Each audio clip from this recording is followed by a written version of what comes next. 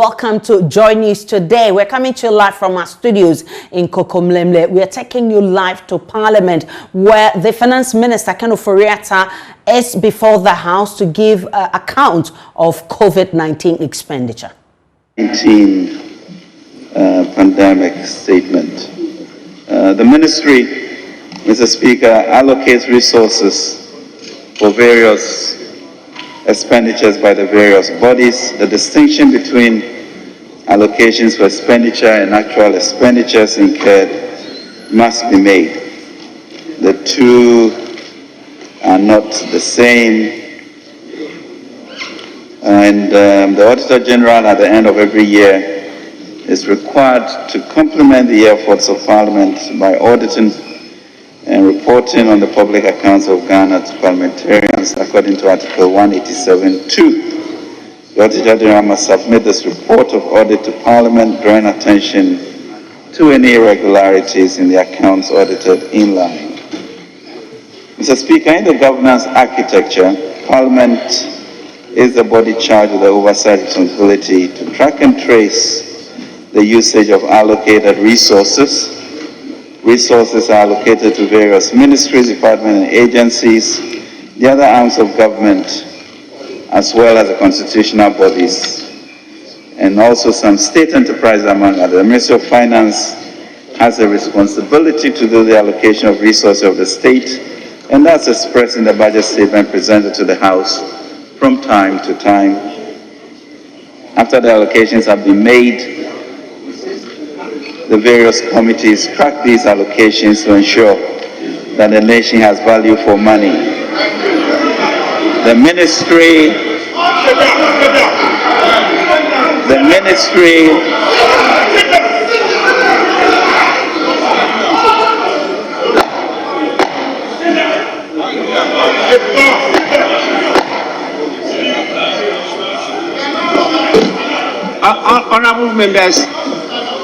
Honorable members, don't tempt me to name members. Thank you, Mr. Speaker. Honorable Minister, I will grant you the permission to do away with the mask. I know that COVID is still with us, but it looks like there's some obstruction because of the type of mask you are using. So if you could, if not, then we need more volume of your voice, because I myself was struggling to capture what you were saying.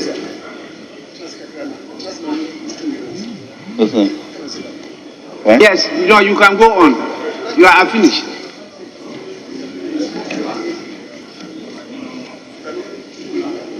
Yeah, could you I'm told that there will be an attempt to increase the volume of the mic for him. Are you good? Yes, Minister, you may go on now. Thank you very much, Mr. Speaker. Mr. Speaker, as we all know, I had long COVID complications, and by the grace of God, we are doing very well now. So with your kind permission, I would like to maintain the face mask and ensure that my voice carries. Thank you very much.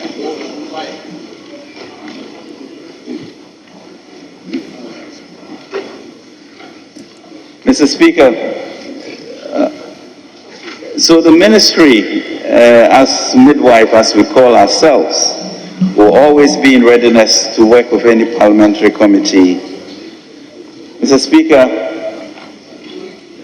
the COVID-19 expenditures have been broadly provided for in pages 274(3) and 274 in the 2021 budget statement and economic policy, and also page 335 of the 2022 budget. Beyond that, Mr. Speaker, with respect to the granular issues at the various ministries, departments, and agencies, the arms of government, including Parliament, as well as constitutional bodies, and also the state enterprises. I'm afraid that the committees would do a great job. The ministry does not follow these bodies on the various paths of expenditure, apart from the report they submit to the ministry. Notwithstanding this, and to set minds at ease, I'm here for the avoidance of doubt to respond to the allocations made to the various bodies and institutions.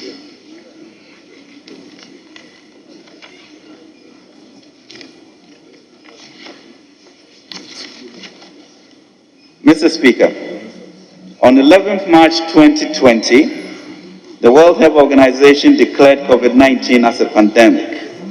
This moment has marked a defining moment in world history, and its impact still reverberates globally.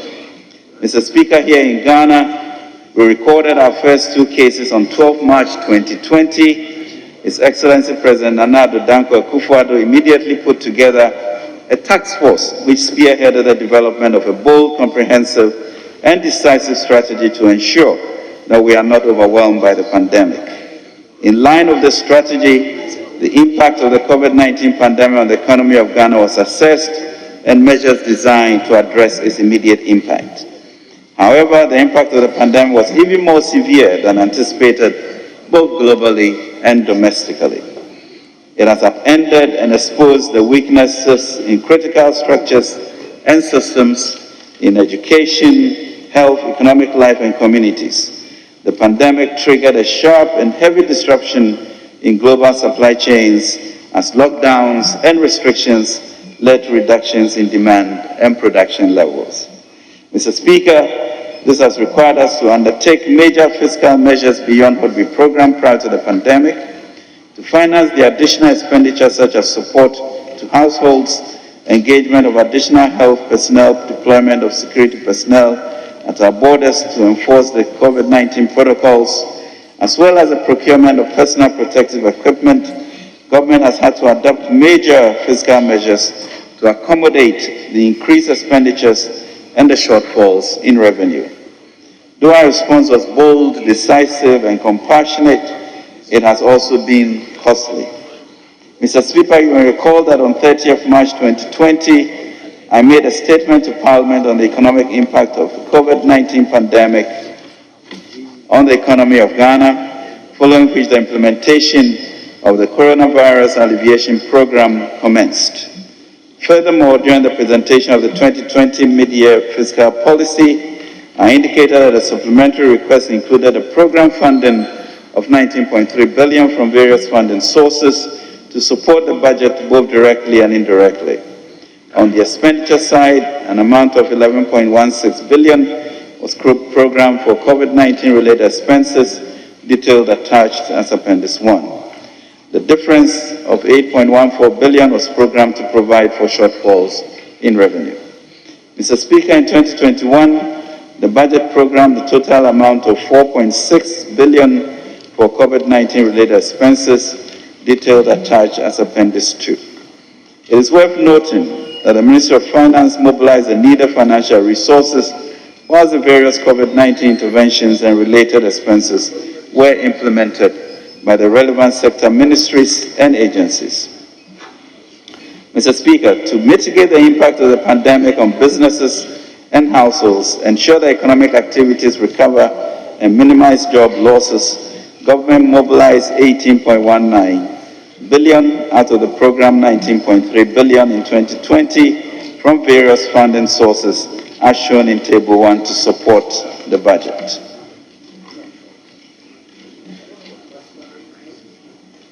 GOG Contingency Fund of 1.2 billion, World Bank Group Funds of 1.3 billion, IMF 1 billion Program, AFDB 405 million, EU 504 million, BOG bonds 10 billion, summing up to 19.3 billion.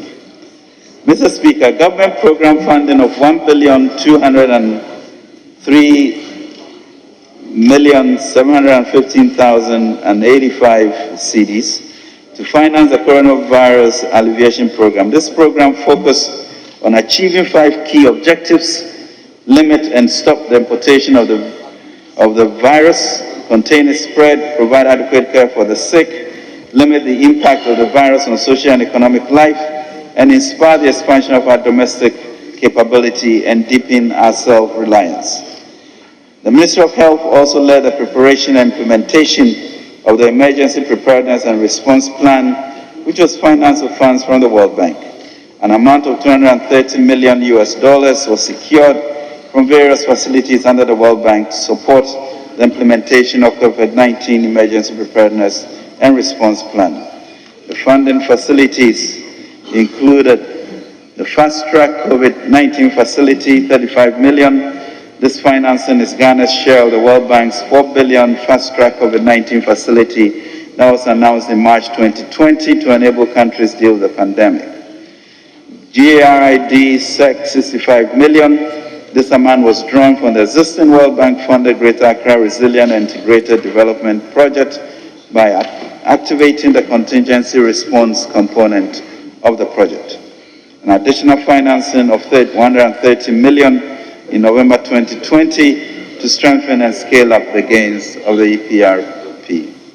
Mr. Speaker, an additional financing of $200 million was also secured in 2021, largely for the acquisition and deployment of COVID-19 vaccines to support other sources of financing of the vaccination program under this plan.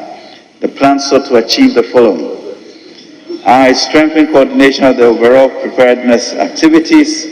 Strengthen capacity of regions, priority health facilities and points of entry to prevent, rapidly detect, investigate and control any COVID-19 outbreak in Ghana. Strengthen national capacity for laboratory surveillance and diagnostics. Build capacity for early diagnosis, case management, contact tracing and infection prevention and control. Ensure minimum health logistics are in place in prioritized regions, health facilities and points of entry for preparedness and laboratory capacity sustained for timely and quality testing of COVID-19 samples. And increase public awareness on COVID-19, risk mitigation and response measures. Budget support. Mr. Speaker, in addition to all the above sources of funds, other funds were sourced to support the budget. These include the $1 billion from the International Monetary Fund, 10 billion Ghana cedis from the Bank of Ghana, $69.3 million from the Africa Development Bank, and $99.7 million from the European Union. By the grace of the Almighty God, through our well-designed plans and the internal and external funds we mobilize, government provided support to the frontline health workers, protected livelihoods and job losses, demonstrated care to the vulnerable in society, and supported small businesses. Mr. Speaker, it must be noted that the status of utilization of the funds to finance the COVID-19 measures excludes funds of the National COVID-19 Trust Fund and the Ghana Private Sector COVID-19 Fund. Mr. Speaker, for the year 2020 and 2021, the program expenditure amounted to $15.763 million for the COVID-19 related expenditure, out of which the actual utilization was $12.036 million. In 2020, a total amount of $11.162 million, this includes a cap, was programmed for COVID-19 related expenditure. Out of this amount, a total of $8.12 billion was utilized. The amount was utilized to provide support to households, supply equipment and provide relief to health workers, health infrastructure, security operations, evacuations, quarantine and coordination, economic relief, stabilization and revitalization, and COVID-19 complementary releases. Mr. Speaker, a total amount of $4.6 billion was programmed in the 2021 budget for COVID-19 related expenses. At the end of 2021, total utilization was $3.9 billion, representing 85% utilization. Expenditure on COVID-19 falls within the following broad categories. Supports to household, health responses, health infrastructure, security operations, economic relief, COVID-19 vaccines, other COVID-related expenditure, all summing up to the $12.03 billion. Mr. Speaker, at this juncture, I wish to dispel the notion that there have been inconsistencies in government data on COVID-19. His Excellency the President intimated during the State of the Nation address on 30th March 2022 that we had mobilized about 17.7 billion since 2020 to fight the pandemic. We've subsequently reconciled the data, and I can report that as of end May 2022, we've mobilized 18.19 billion to mitigate the effect of the pandemic. Again, when His Excellency the Vice President indicated on 7th April 2022 at the National TESCON Conference, the government has spent 8.1 billion on COVID-19. It was within the context of expenditures for 2020, as I've already indicated. Right Honourable Speaker, permit me to use this occasion to highlight the financial management and accountability framework for receipt and use of public funds, especially as relates to COVID-19. All public expenditures are incurred from funds approved by the Honourable House. These expenditures may be drawn from the Consolidated Fund, Contingency Fund, or other statutory funds earmarked for specific purposes. At the onset of COVID-19, the Ministry of Finance applied for and obtained approval of Parliament to lower the cap on the Stabilization Fund. This enabled the transfer of approximately 1.2 billion to the Contingency Fund. Upon approval by Parliament, 1.2 billion was drawn from the Contingency Fund to support government efforts to mitigate the effects of the pandemic. In the 2020 Mid-Year Fiscal Policy Review, revisions were made to the 2020 budget to reflect policy changes as well as executive decisions made to mitigate the effect of the pandemic. Mr. Speaker, the 2021 budget included the necessary provisions to facilitate mitigation of the residual effects of COVID-19 and to facilitate the revitalization of the Ghanaian economy. To ensure transparency and accountability in the use of funds earmarked for COVID-19 mitigation, existing financial management rules and regulations were used to disburse funds whilst ensuring the necessary timelines required in dealing with the pandemic were met.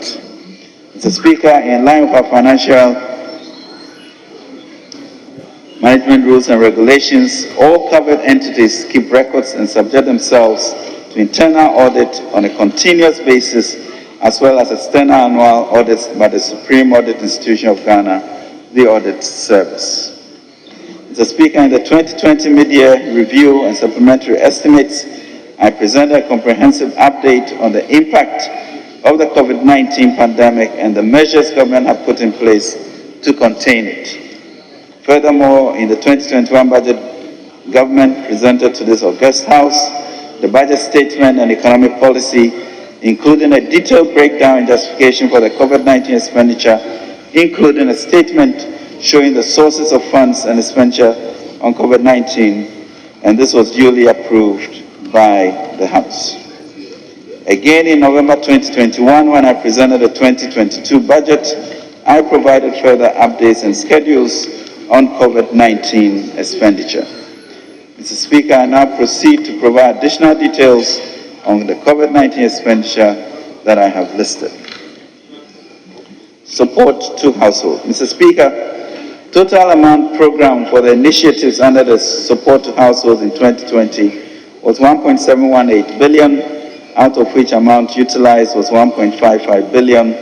The details include a total amount of 12.1 million for the distribution of packed food in Accra, Makasua, and Greater Kumasi.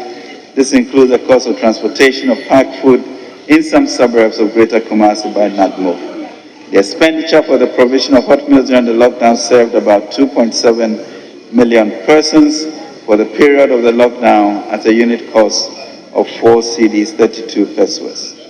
A total amount of 42.24 million was expended on distribution of dry food packages through faith-based organizations in Greater Accra and Kumasi.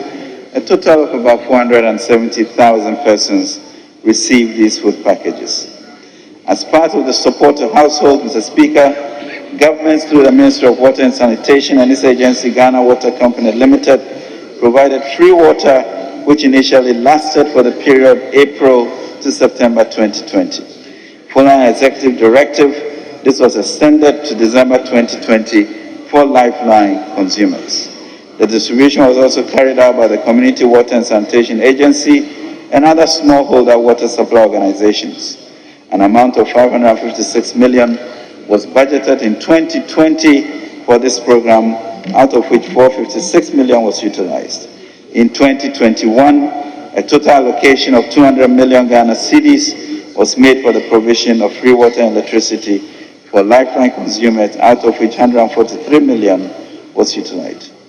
Government also made provision in the budget for free electricity to Lifeline consumers and absorbed 50% of all electricity bills for all residential and commercial customers. A total cost of 1.04 billion was utilized for the policy from April to September 2020. Health response supplies, equipment and relief for health workers. Mr. Speaker, the total amount programmed for the measures under the health response in 2020 was 1.522 billion, out of which an amount of 1.049 billion was utilized. The details are as follows. A total amount of 2 million cedis for busing health workers within Accra, Tema, Kumasi, and Kasua to and from work for the duration of the lockdown, and Metro Mass transport. The whole amount was utilized, with 0.7 million going to CAPTI and 1.3 million going to support the services of the Metro Mass Transport Company. A total of 80 million Ghana cedis was programmed to pay 50% of the basic salary as allowance for frontline workers. All requests have been reconciled and paid.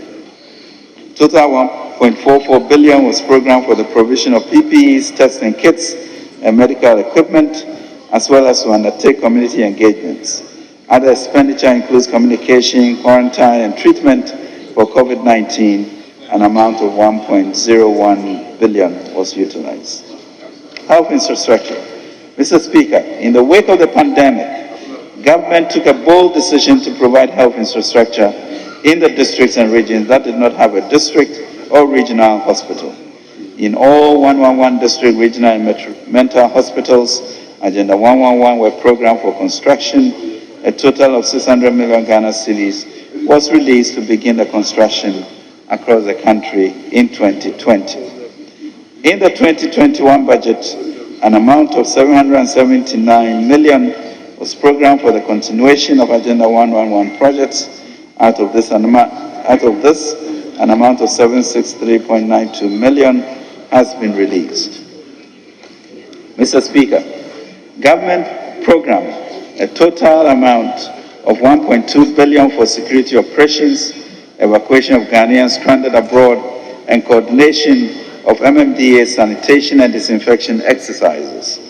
As at 31st December 2020, amount of 875 million was utilized. This expenditure was utilized by the Ministries of Local Government and Rural Development, the Interior, Justice and Attorney General, Defense, National Security, and God. Mr. Speaker, in addition, measures to stabilize the economy after the devastating impact of the COVID-19 pandemic, government also implemented programs to revitalize the economy and protect jobs.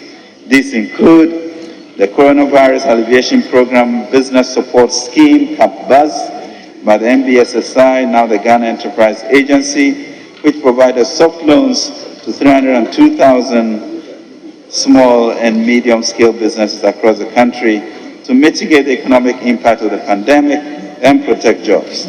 A total of 600 million was utilized. The Ghana Cares Obatampa program was launched in November 2020 to make strategic investments in the real sector of the economy. Total amount released as at the end of 2021 was 539 million Ghana cedis out of the total program amount of 1.5 billion cedis. And the establishment of the Development Bank of Ghana to address gaps in the Ghanaian credit markets, especially the availability of medium and long-term finance for the private sector. A total amount of 853 million has been transferred to the bank as seed capital. Mr. Speaker, other measures include the transfer of 1.5 million to the statutory funds in line with the approved budget to enable them deliver on their mandate. This was occasioned by the non-performance of revenues largely due to the global lockdowns, and the payment of $1.267 billion to contractors to settle outstanding indebtedness to contractors that were programmed to be paid in 2020, with revenues collected, as well as ease the financial burden that arose due to the outbreak of the pandemic. Mr. Speaker, due to the COVID-19 protocols, the Electoral Commission and National Identification Authority had to increase their registration sites and recruit more personnel to ensure compliance during the registration and voting. An amount of $401 million was transferred to the NIA and EC as additional support to ensure COVID-19 compliant registration and voting. National COVID-19 response to school reopening. Mr. Speaker, in September 2020, while other countries had closed all schools, government, with the advice of experts, took the bold decision to partially reopen schools to enable final year students write their final exams under very strict COVID-19 protocols. This was largely successful, with minimal infections among the students. An amount of $1.119.73 billion was allocated for mass school reopening in January 2021. This was to ensure that all students and teachers were provided with infection prevention and control items. Total amount utilized was $1.118 billion. Procurement of COVID-19 vaccines. Mr. Speaker, the acceleration of sustained socio-economic recovery through advances in vaccine development required the mobilization of significant resources to enable the deployment of a mass vaccination program. The urgent need to vaccinate a target of 20 million people to achieve herd immunity and strengthen the health system in Ghana required the government of Ghana makes a significant allocation for the purchase of vaccines. A total amount of $929.3 million was therefore allocated in the 2021 budget for the procurement of vaccines. The National Deployment and Vaccination Plan estimated an amount of $51.6 million to undertake the vaccination deployment. A total amount of 776 million Ghana cedis was released for the purchase of Sputnik V, the Janssen CoV-SARS-2 COVID vaccines, and the emergency deployment of vaccines in schools. As of 31st March 2022, a total of 5.4 million vaccines have been supplied and received into the country. Since the commencement of the COVID-19 campaign, March 2nd, 2021, 14.3 million doses of vaccines have been administered as of April 25th, 2022. Mr. Speaker, I believe that this presentation demonstrates government's commitment to accountability and transparency. All program mobilized and utilized funds have been duly reported on. As a government, we continue to operate an open door policy and welcome any opportunity to engage in the national interest. Let me reiterate that never before in the history of the Fourth Republic has the entire Ghanaian economy and society experienced such severe shock occasioned by a single external event. Indeed, from independence to date, the Ghanaian economy has never faced such a sudden nationwide dramatic reduction in household and corporate economic activity. But as the President said in one of his addresses to the nation during the coronavirus outbreak, our survival is in our hands and it continues to be in our hands. Mr. Speaker, thank you very much for the opportunity and God bless our homeland, Ghana.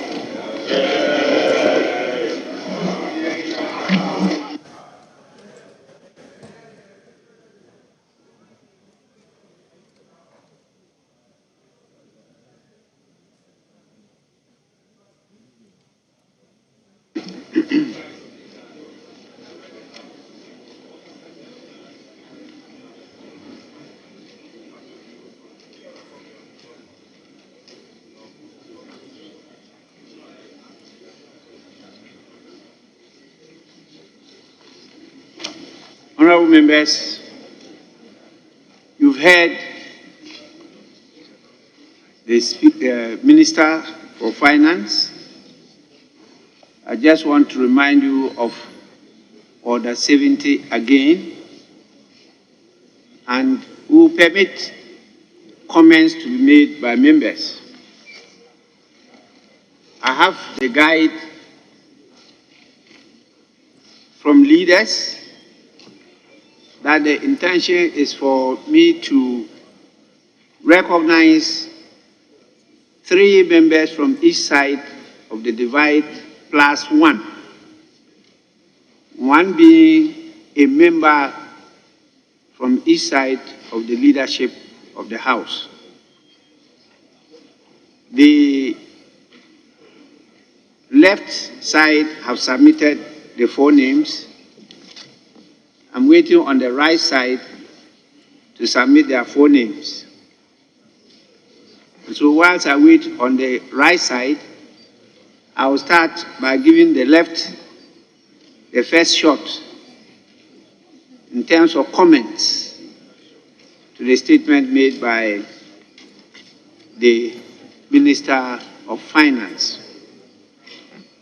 The first person I've been guided to give the opportunity is the Honorable Atuforson. Honorable Member, comments. You may go on, please. Mr. Speaker, thank you for the opportunity to make some comment on the statement that was delivered by our Minister responsible for Finance. Mr. Speaker, I have 3 major concerns on the very statement that was delivered by our Minister. Mr. Speaker, the first one relates to the fact that I've seen the Minister accounting for the sources of financing or sources of fund for the amount they received to tackle COVID-19. Mr. Speaker, one particular one that is conspicuously missing in it is the COVID-19 Trust Fund that was established by the President of the Republic of Ghana. Mr. Speaker, that is critical because any amount that accrued to the fund is public fund, and it should be accounted as such. Mr. Speaker, if I decide to donate money to fight a pandemic, that money is not private money.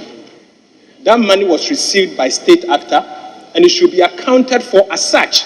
And so therefore, in showing us the sources of funding, that particular line is conspicuously missing.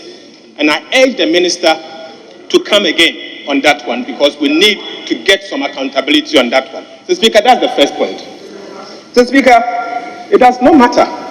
It is public money. And when you receive public money, you account for it. That is what you should do. So, Speaker, the second point has to do with the fact that our Minister responsible for Finance has said that he received money from 6 different areas. The first one is COVID-19 GOG Contingency Fund, 1.2 billion. He's gone on to say that World Bank Group Fund Health Intervention, 1.3 billion. He lined of which and showed all of the amount to prove that he's gotten 1.3 billion. IMF, 1 billion. AFDB, an amount of 405.6 million, and then EU and BOG COVID-19 bond, 10 billion. If you add all of them, he's saying 19.3 billion. So, Speaker, granted that he's received 19.3 billion. But what I can see here is that he has said that so far, from 2020 to December 2021, he has spent 12 billion of that money, 12 billion. What he has failed to do is to tell us that between the 19.3 billion and the 12 billion, the difference of 7.3 billion, where the money is and what they have used the money for. So, Speaker, you have mobilized 19.3 billion from your own document. So, Speaker, I make reference to the document. First, I'm making reference to page 4, table 1. Page 4, table 1. I receive it at the same time as you receive it. Page 4, table 1. Table 1 says that you have mobilized 19.3 billion sources of funding. Funding sources, 19.3 billion. That is what is there. So, Speaker, if you go further to the same document, page 6, item A, expenditure on COVID-19. It gives us status of utilization of 2020 and 2021 COVID-19. So, Speaker, the last item, it gives you the amount they budgeted, the amount they have released so far. And he said that so far, they have released 12 billion.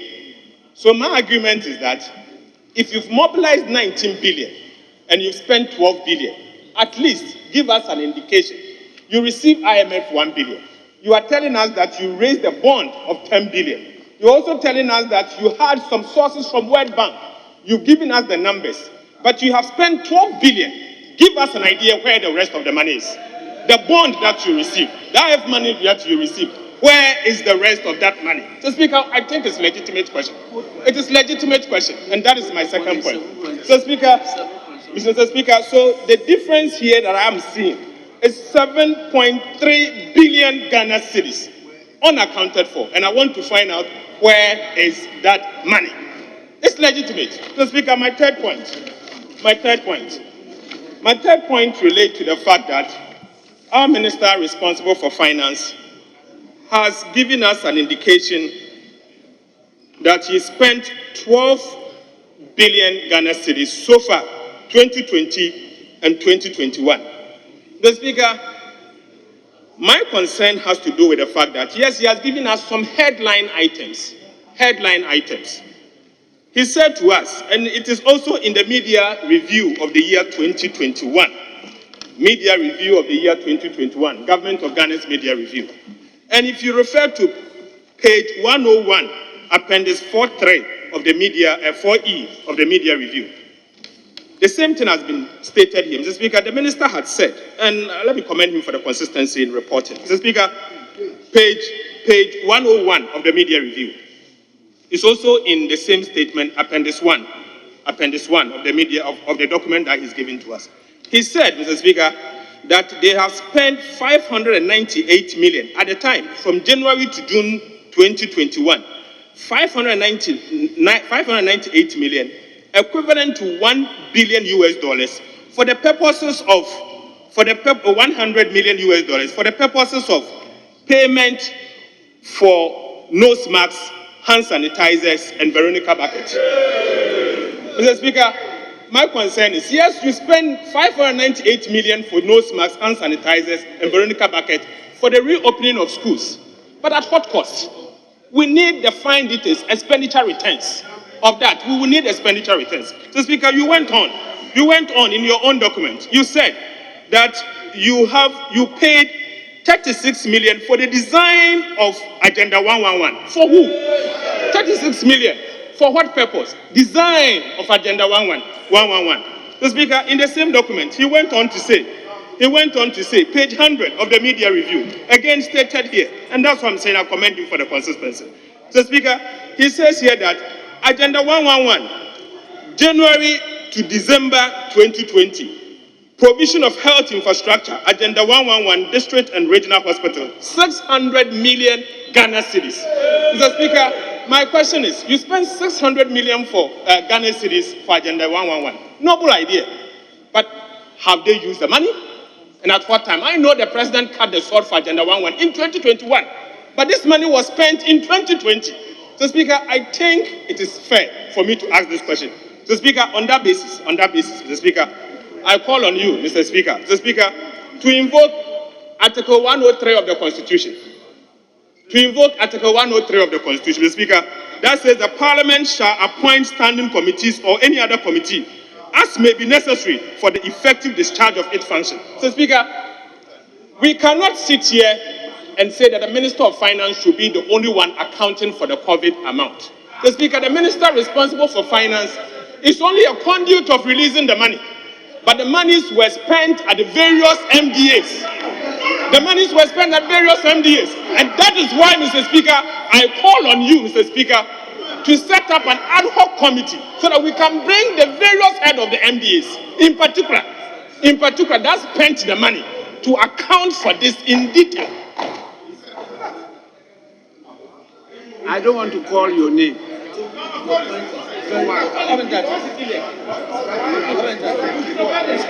Yes. Honorable Atoforsen, you may sum up. If I hear you shout across the aisle, I'll be compelled to name you. I'm not. Please. Yes. May you conclude? Mr. Speaker, I'm concluding.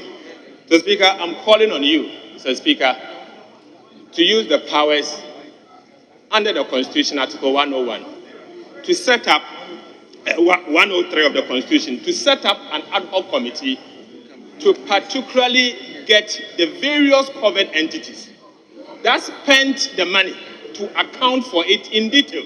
So, Speaker, yes, I've seen a bold attempt by giving us some headline items.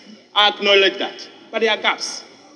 The gaps, I cannot ask the minister responsible for finance to give me the details of the fact that they spent $100 million on nose masks and hand sanitizers. I have to ask the minister who purchased that. And that is why, Mr. Speaker, I'm asking you that this committee must be established by this House, chaired by a member of the minority committee, so that we can go into the details to get the details out, and all of us will be able to get the facts as we need to. Thank you very much, Mr. Speaker.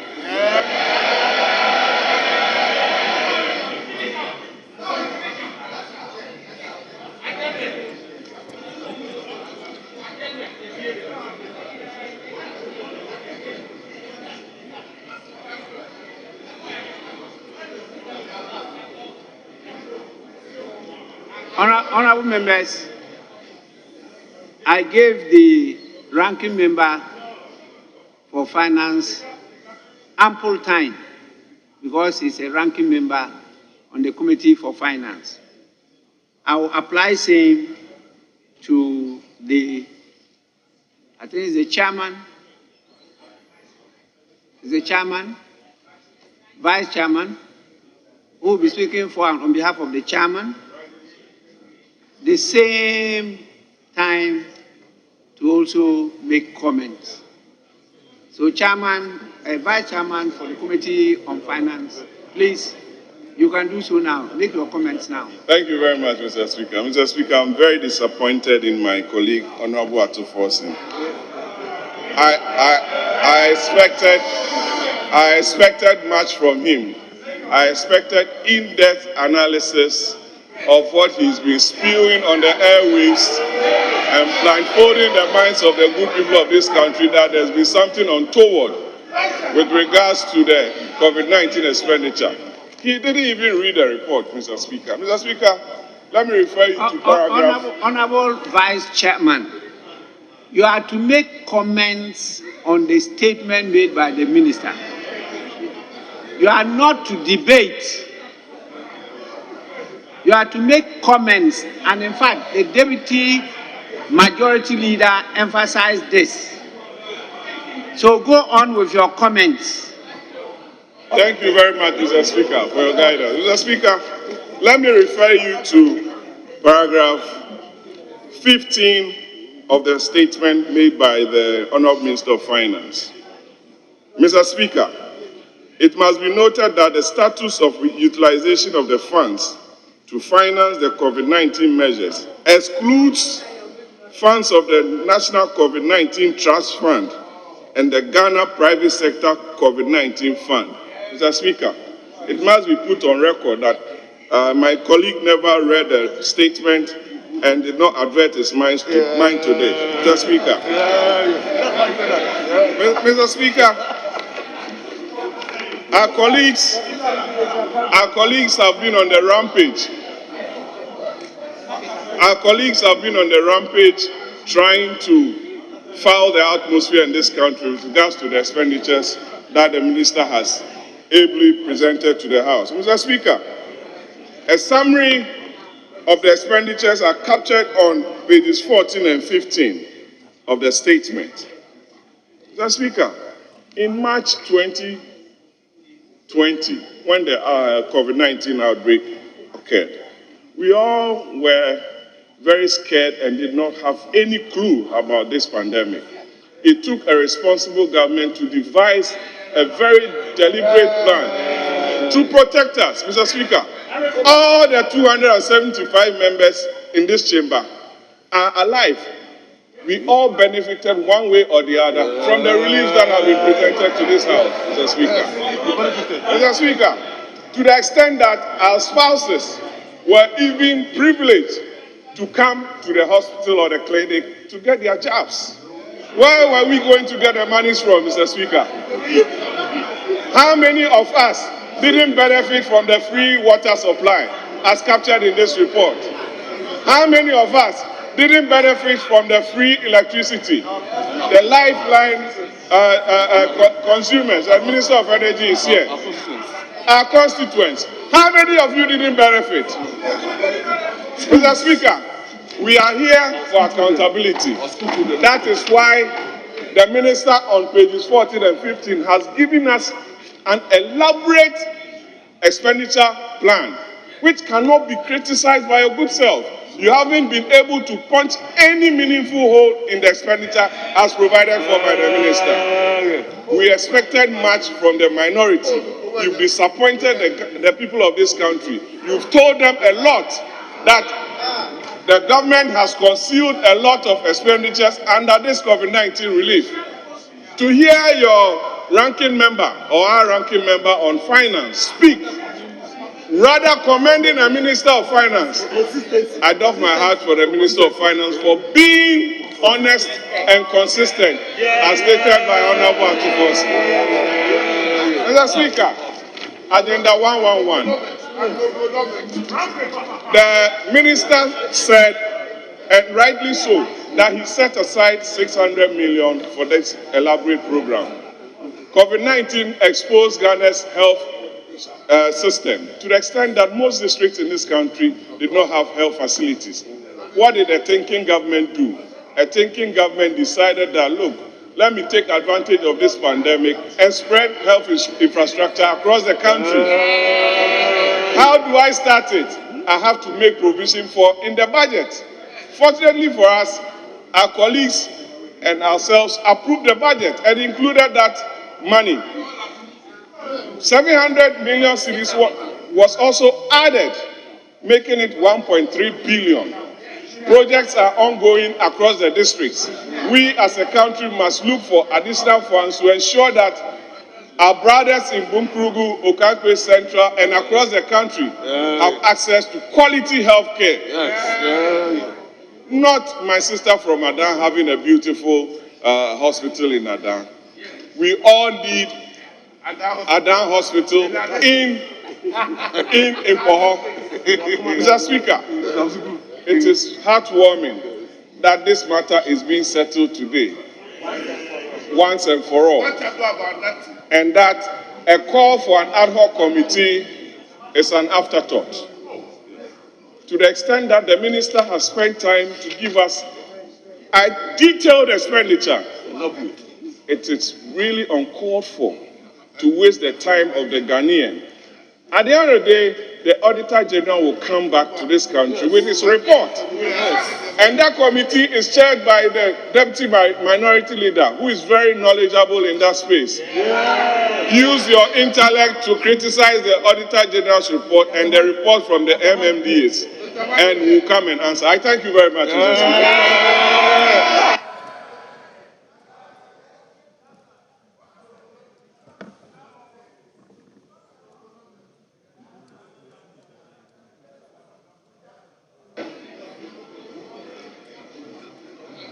I think the Vice Chair has done well by making the comments within a very few minutes. I will now move on to my left side, and from the list submitted is the turn of Honorable Kwabena Akando.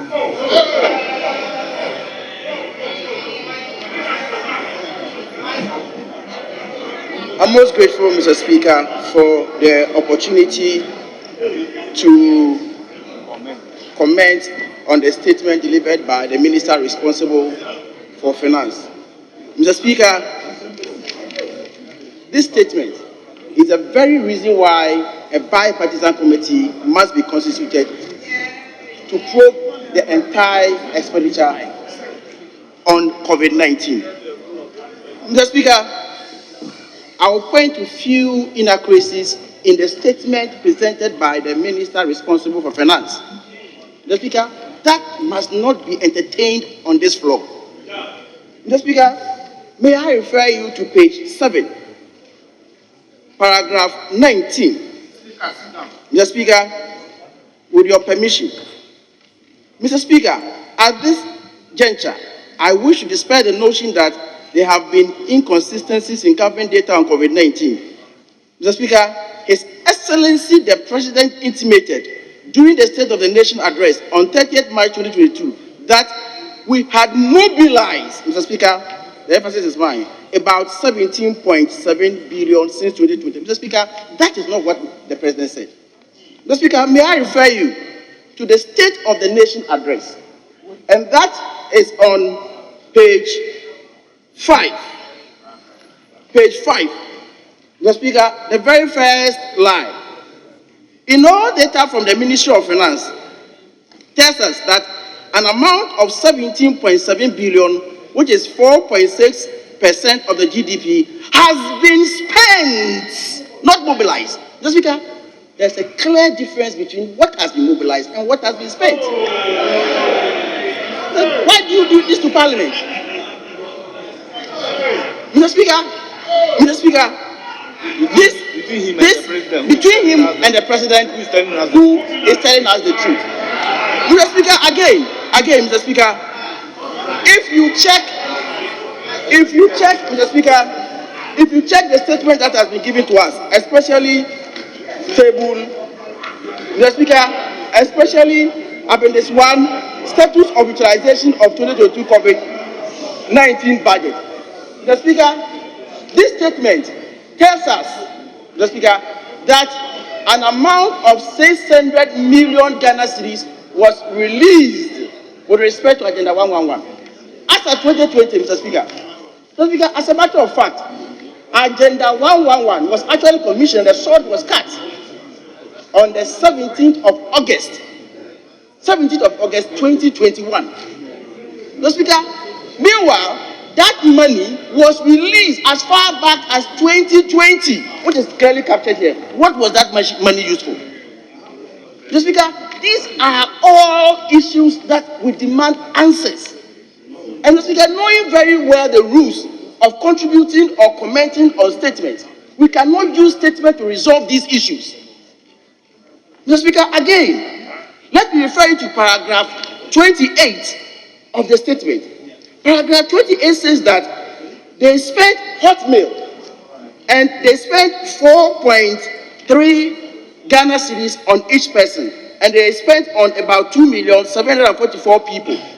The Speaker, if you do the computation, you are arriving at around 11.9 million Ghana cedis. The Speaker, there's a huge difference of about 240, almost 243,000 Ghana cedis. Mr. Speaker, the minister is telling us that, Mr. Speaker, that money was used for transportation within the metropolis.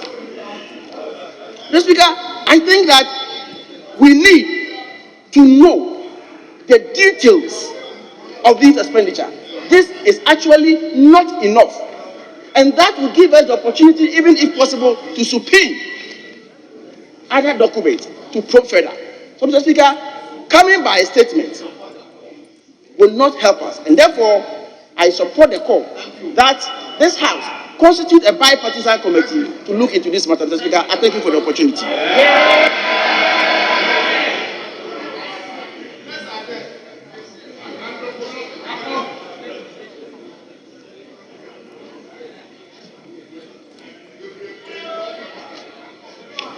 Honorable members,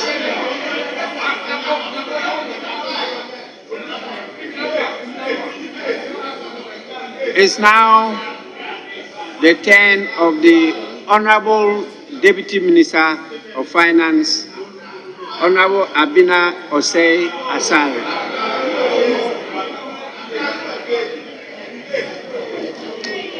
Thank you very much, Mr. Speaker, for the opportunity to comment on the statement on the floor. Mr. Speaker, both speakers from the other side are missing one thing, and that if they had read,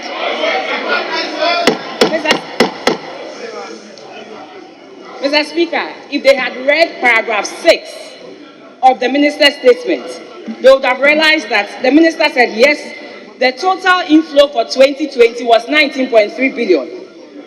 And out of that, they used some to directly fund COVID-19 expenditures, and others were indirectly. One, on the expenditure side, we allocated 1.16 billion, and directly. And Mr. Speaker, the difference of 8.1 billion was what we used to shore up the budget. You remember we came to this house and revised the expenditure, revised the revenue numbers by close to 11.1 billion as a result of the effects of COVID. So the difference between the 11.1 and the 19.3 is what we used to shore up the budget. If you revise your revenue numbers down by 11.1 billion and you shore it up with a difference of 8.1 billion, clearly you've accounted for the 19.3 billion. And then I want to also go to page 5. I also want to go to page 7, paragraph 19.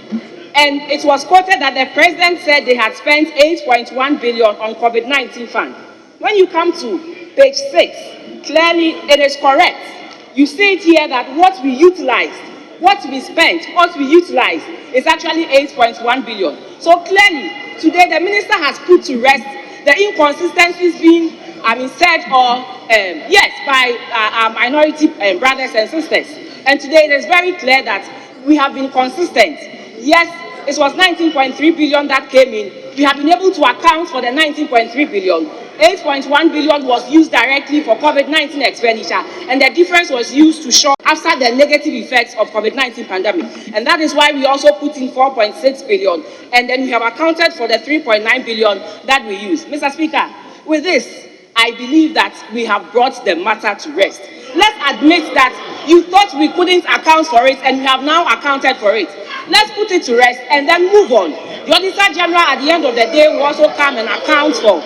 We also go through the books and account for every money that we have spent on COVID-19, both directly and indirectly. So, Mr. Speaker, we thank you for this opportunity to tell the whole of Ghana that clearly these monies came in and this is how we have utilized it. So I believe that from today, let us admit that we erred in telling Ghanaians that we have squandered the money. Clearly, it is all clear here that we have the money. We have used it, we have utilized it for the benefit of Ghanaians, and that is why, by God's grace, we did not see what we saw in other countries. If we had sat down and done nothing, maybe the effect would have been bad.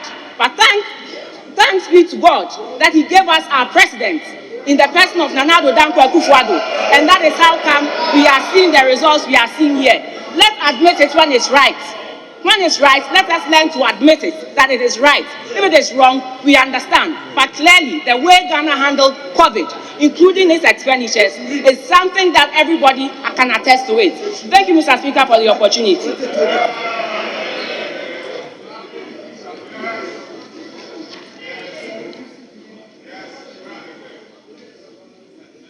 Honorable Adongo Isaac.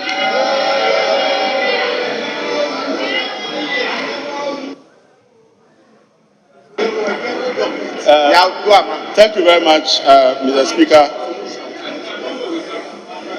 Mr. Speaker, I rise to make comments about the statement that the minister just read to us on COVID-19. Mr. Speaker, the issue about COVID-19 expenditure, come to listen to you, and its accountability is a major issue that hinges on the credibility of our country. We've spent a lot of monies that don't belong to us, but the magnanimity of a taxpayer sitting somewhere else, in billions of dollars. Mr. Speaker, as I look through the documents that have been served in this House by the same government and the same minister in the past, I'm struggling to understand whether this document is picking the data from somewhere else or the government's own data, which is copiously reported in its own budget statement for 2021. Mr. Speaker, the issue my colleague raised about the statement of the president to the effect that we spent 17.7 billion, it cannot be the case that today you are reporting that you spent 12 billion. How many months after the president spoke? As a matter of fact, we expect a better record to be showing that it is more than 17.7 billion. So right away, we become very confused that the numbers are now reversing backwards. From 17.7 to 12.2 or 12.0. Mr. Speaker, if we make a mistake and we call him tomorrow, it will be 9 billion. That is the problem. That is the problem. Mr. Speaker, one of my biggest difficulties is that this is a house of records. The minister appeared before this house and presented the 2021 budget statement and economic policy. In that document, the minister reported to us where he has received monies for COVID-19 and how much he has spent. Mr. Speaker, this is not my document. This is the Minister for Finance's own document, which is a record in this house. Put the page and appendix now.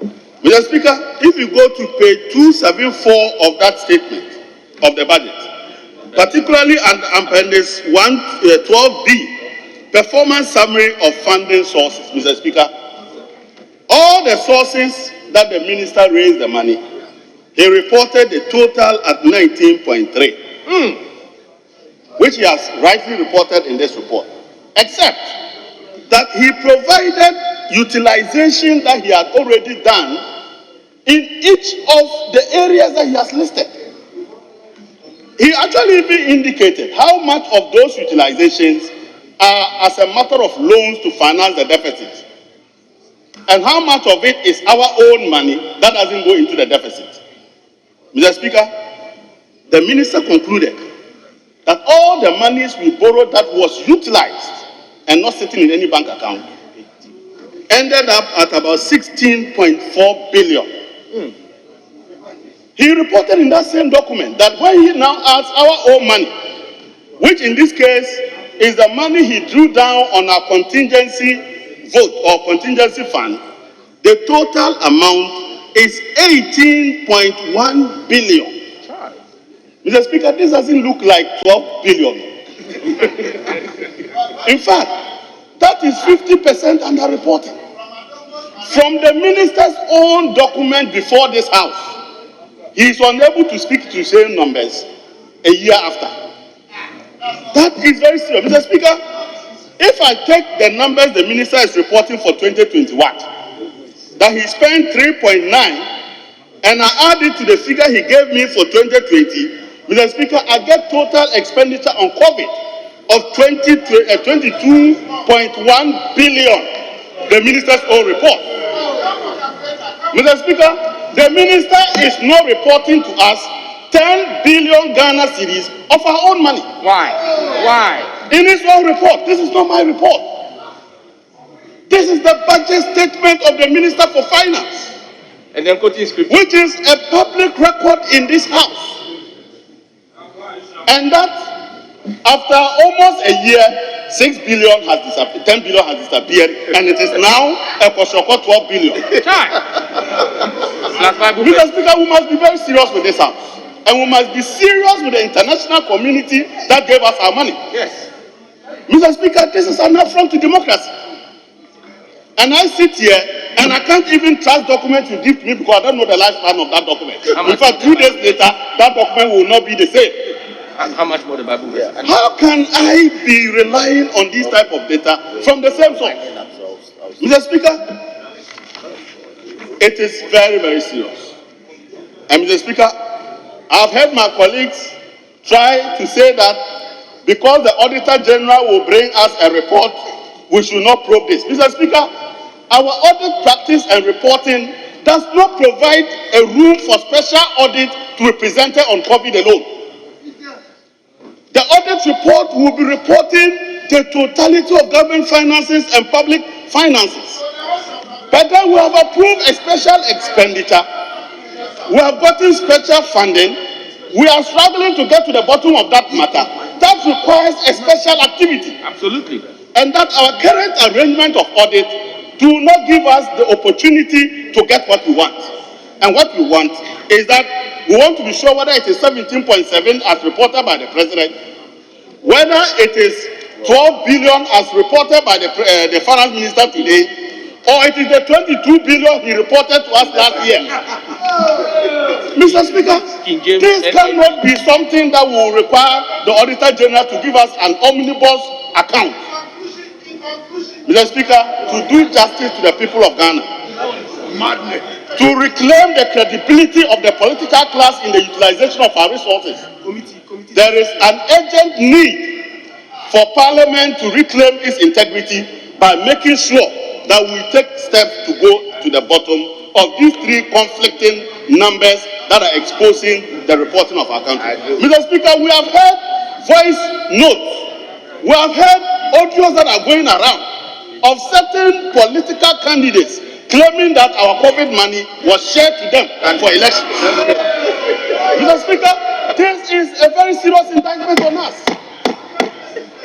Honorable member, comments on the statement made by the minister. Comments on the statement made by the Minister of Finance. Okay, Mr. Speaker, then I withdraw. But suffice it to say that I am struggling to reconcile the numbers from the Minister for Finance in two different documents published by he himself and that of the President of the Republic. And I'm at pains to see how the Auditor General's report will resolve this matter. On this basis, Mr. Speaker, I would like to support the call that Parliament must take its destiny into its own hands and get to the bottom of this matter. I thank you, Mr. Speaker.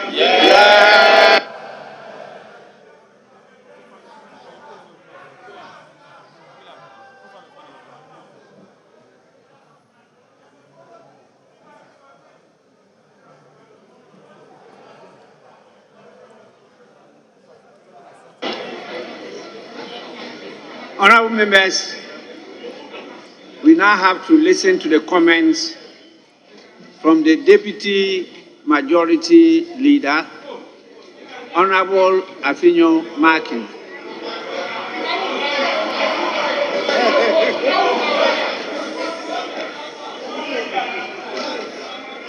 Mr. Speaker, I thank you for this treasure space to make comments on the submissions made by the Honorable Minister of Finance.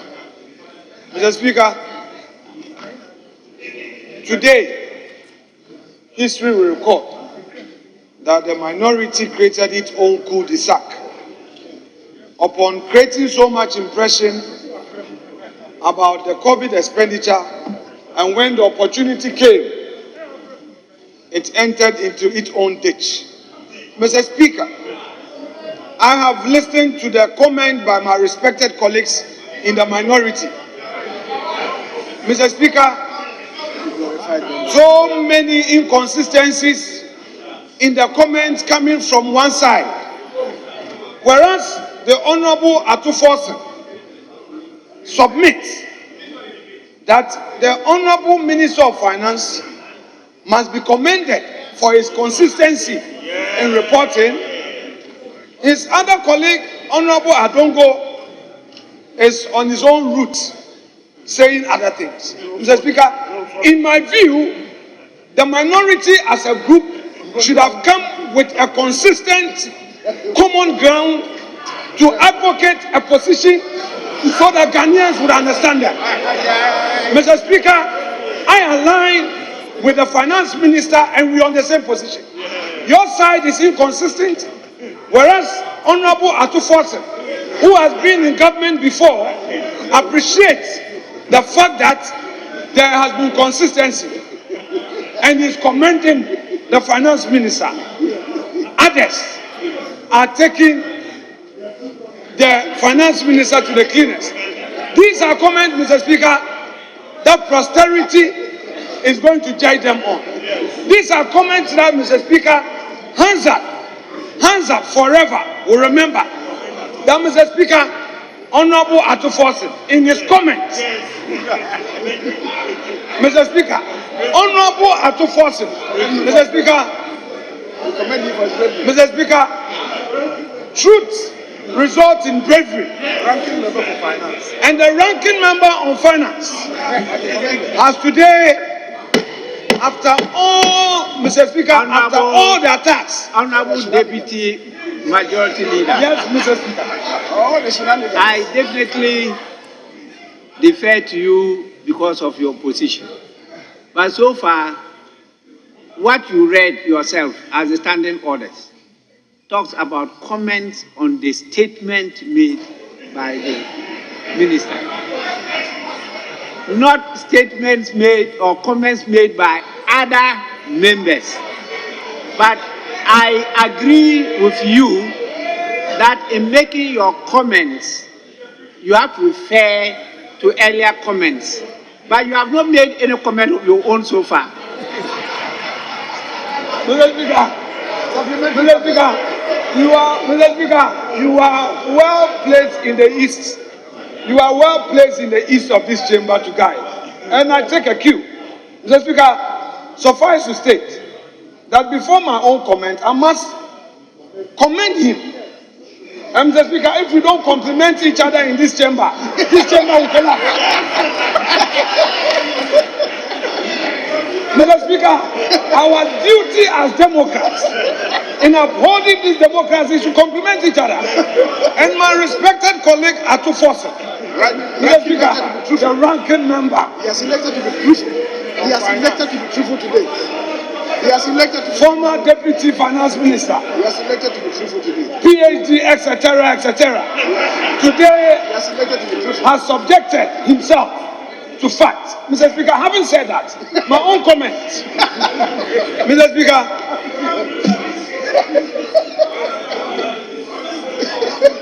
the Honorable Finance Minister, although he walks through the valley of the shadow of death, his faith has led him to fear no evil. And where the name of the Lord is invoked, trust that no danger shall ensue. And today, Mr. Speaker, I shall refer my colleagues as part of my comment to Order 151 and 152 of the rules of this House. We should not, in our desperate attempt to bring down a government policy or in our desperate attempt to get power, to render the rules odious. These rules are there to guide all of us.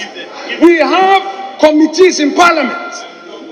If, Mr. Speaker, in the comments of Honorable Atufosin, he contends that, Mr. Speaker, Honorable Atufosin contends that he does acknowledge that indeed the Ministry of Finance did not do the specific expenditures. He does contend, and that's factual. And I commend him for that. If that is so, and we agree and believe same to be true, then let us rely on the committees of Parliament. We don't need a special committee. We don't need another committee. Mr. Speaker, are my friends going to be tolerant? I listen to them quietly. Are my friends going to be tolerant? Mr. Speaker, this is a beautiful chamber where we make comments and enjoy each other. May they be quiet and listen to me. It's my turn now. Mr. Speaker, the point is, we should not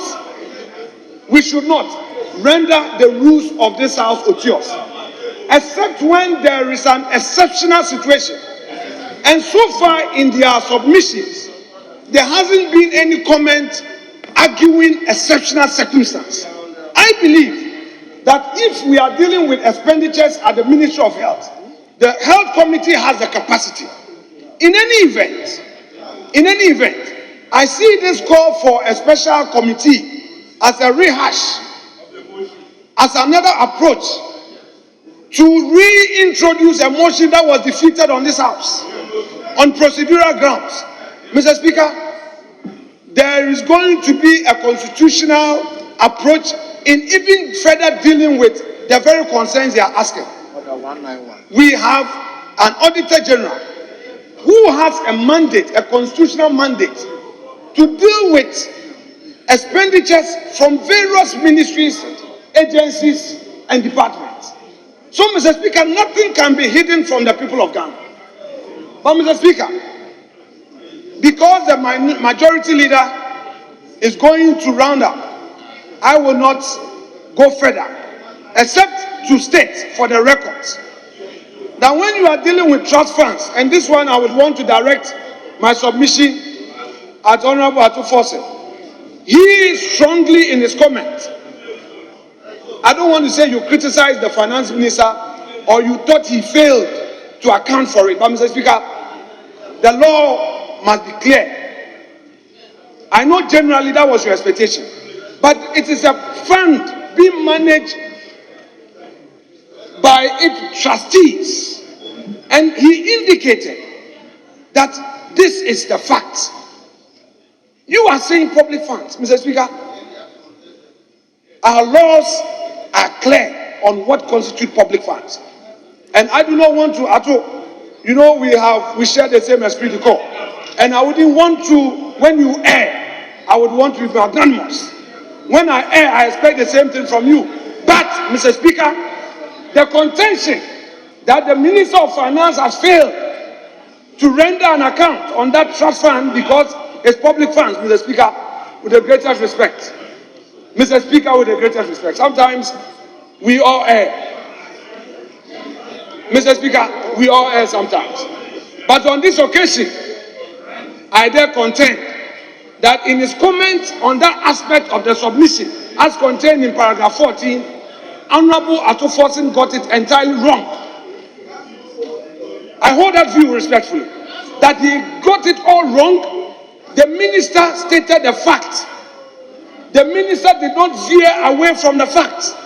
The minister has been consistent, has been transparent, and today,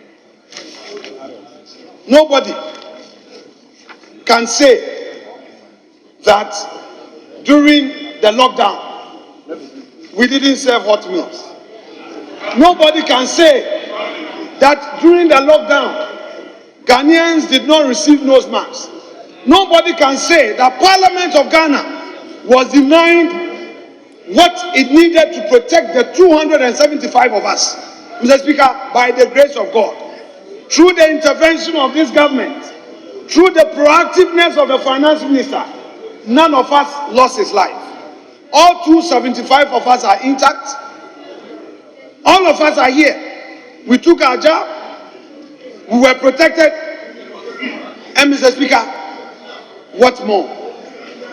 Mr. Speaker, we are here to receive the facts. And when the facts are given us, we should at least be fair in acknowledging. But so far, I conclude by saying that the minority, putting all their comment together, save that their leader is here to speak. And I trust that he's going on the path of Atufosin. I know, because what Atufosin has said, nothing can take it away from the records. The standard he has set cannot perish this afternoon. Nobody can attempt to perish what Atufosin has said, that the minister was consistent, was transparent, and must be commended. On that note, Mr. Speaker, I thank you without further submission.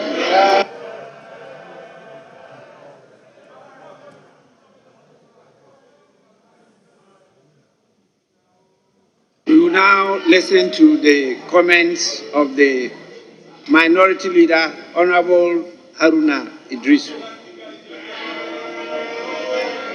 Speaker, Let me first of all thank you for the leadership you have provided in supporting this House, the Parliament of Ghana, to demand and exact accountability from the Honorable Minister for Finance in pursuit of our primary role of exercising oversight.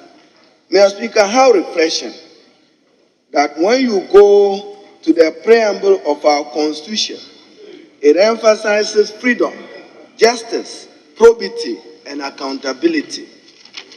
Mr. Speaker, we are all holding the statement from the Honorable Minister for Finance.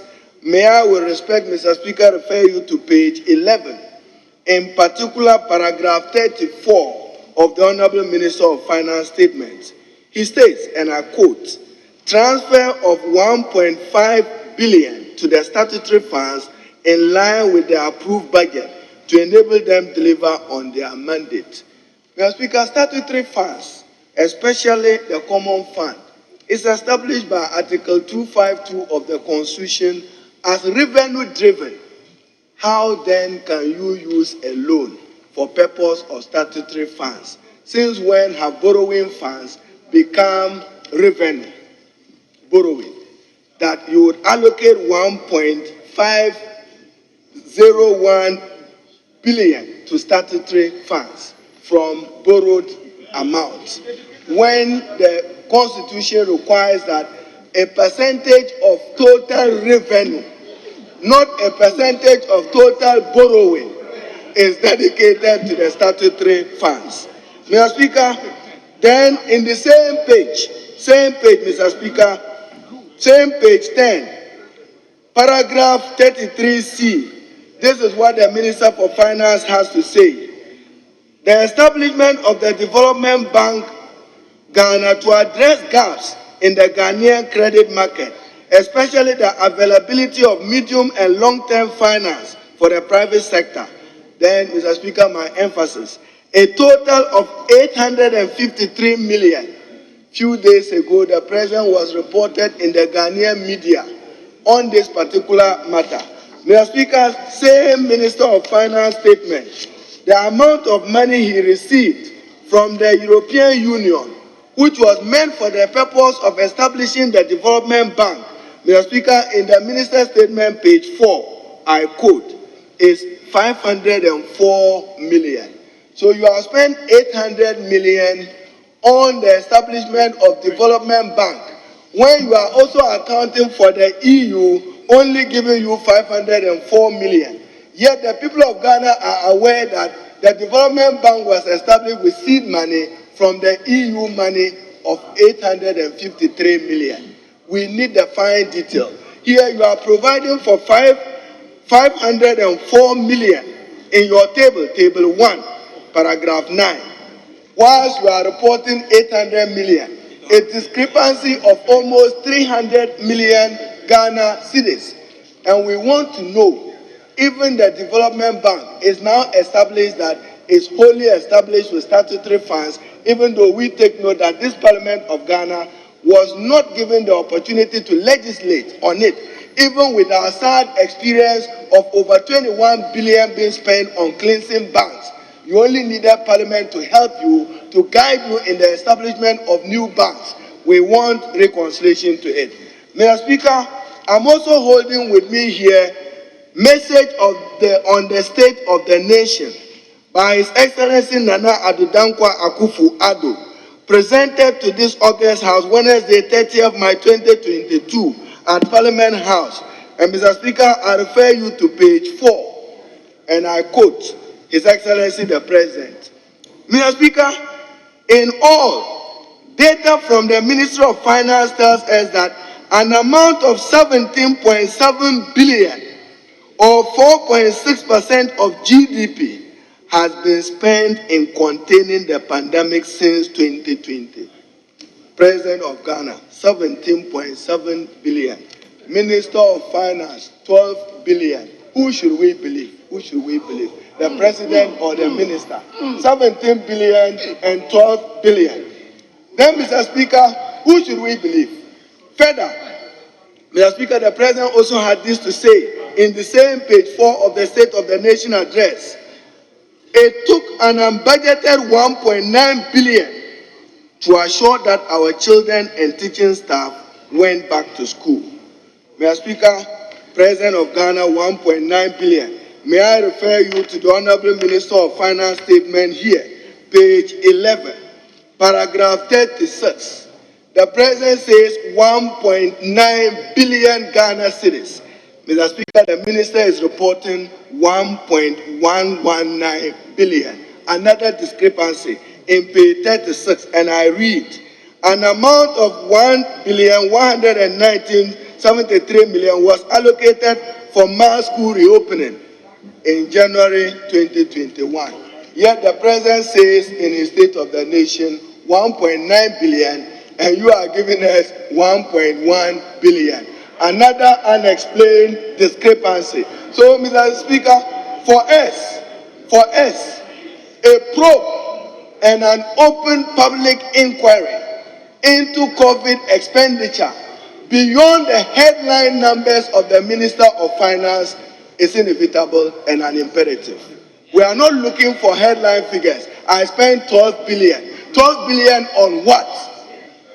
On what? We need the expenditure returns and expenditure details of every amount. Mr. Speaker, the Honorable Atufonsin also raises the fundamental issue of accountability of the COVID Trust Fund, which is established by an act of parliament.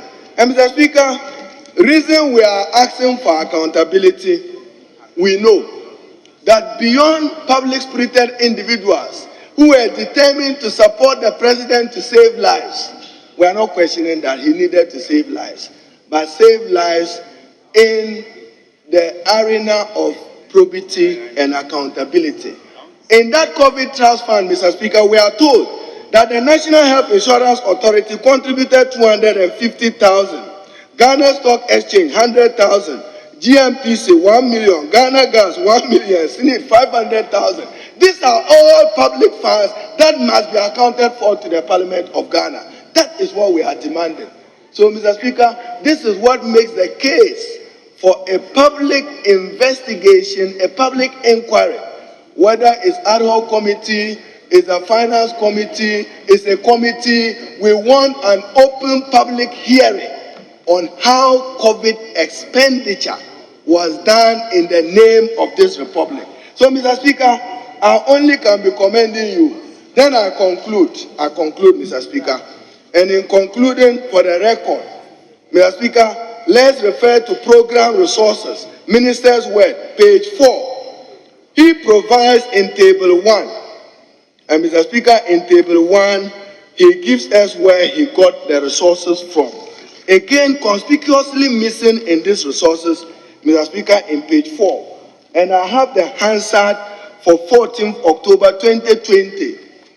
And this was IFAD loan, Government of Republic of Ghana, represented by the Minister of Finance and the International Fund for Agricultural Development, IFAD, for an amount of 20 million United States dollars to finance the implementation of the emergency support to rural livelihood and food systems exposed to COVID-19. First of all, we want to find out whether farmers actually benefited from this facility. Then whether or not this account, this $20 million, has been accounted for in the COVID resources. This is Parliamentary Hansard, 16th October 2020, Friday, unaccounted. So, Mr. Speaker, for us, I'll speak, let me do the tables, Mr. Speaker, then I can conclude.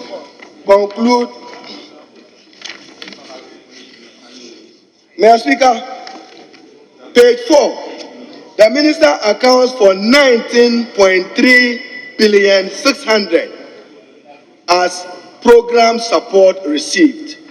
Then, Mr. Speaker, when you come to expenditure on COVID-19, status update on COVID-19 expenditure, page 6, he accounts for 12 billion.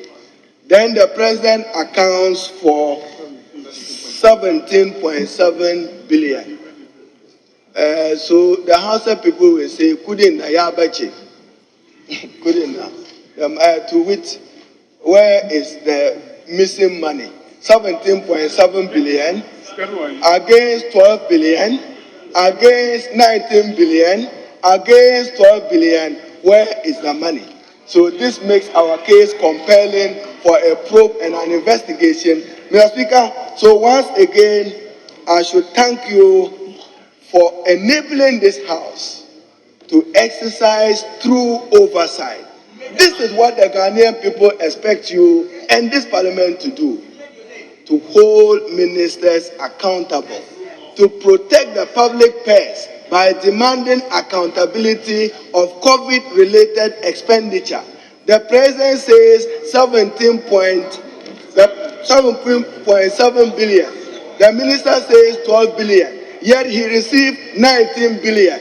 Naskanu wine, the rest of the money we are demanding. So, Mr. Speaker, we demand that you refer this statement to a committee of parliament, whether it's an existing committee or a standing committee, to probe COVID expenditure beyond the headline numbers, and for this committee to demand expenditure returns, Mr. Speaker, so that we will be seen protecting the public purse. I rest my case. I thank you, Mr.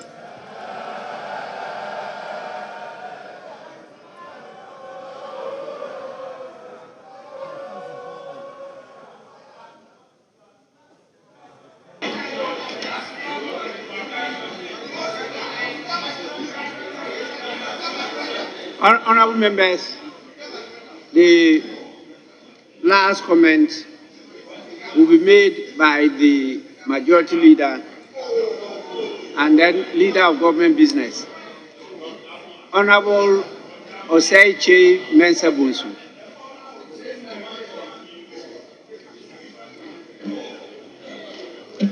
Speaker, thank you very much for this opportunity to make some brief comments about the presentation of the minister responsible for finance in respect of the COVID-19 expenditures. Mr. Speaker, the Minister of Finance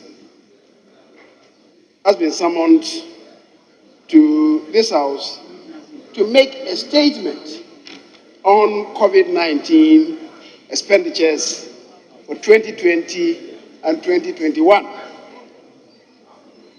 Mr. Speaker, the minority leader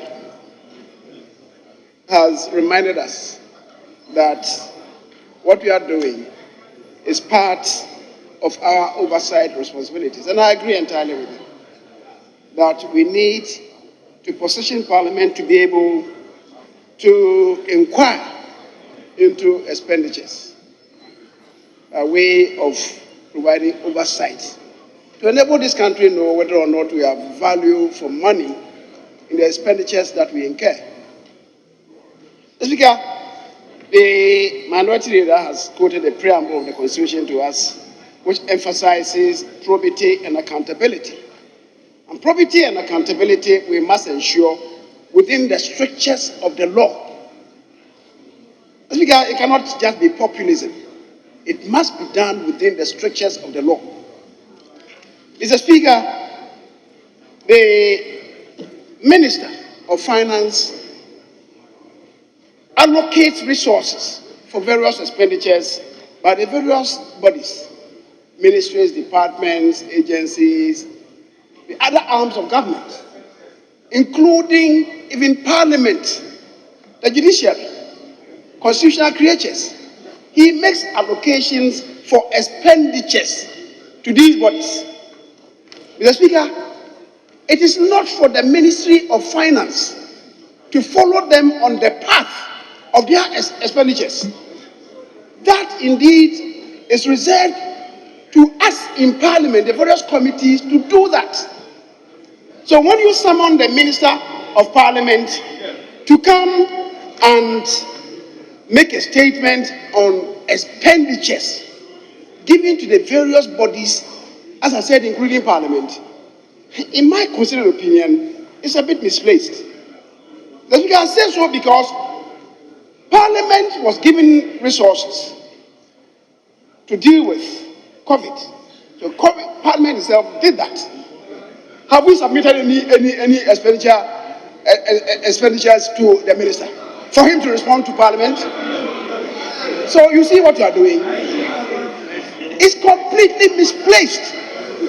Mr. Speaker, we have committees in this House. And the committees, as provided for under Article 103, Mr. Speaker, I should say. And I'm happy the first person who spoke to the minister's statement related to that. Mr. Speaker, it provides, and Article 103.3 says, committees of Parliament, the committee that we have established, the committees of Parliament shall be charged with such functions, including the investigation and inquiry into the activities and administration of ministries and departments as Parliament may determine. Mr. Speaker, we have the various sector committees, and I keep talking to this matter every time in this House. I don't want to say that our committees have been negligent. Honorable Majority Leader, I'm compelled to suspend sitting for 10 minutes. Mr. Speaker, We'll be back within 10 minutes to continue.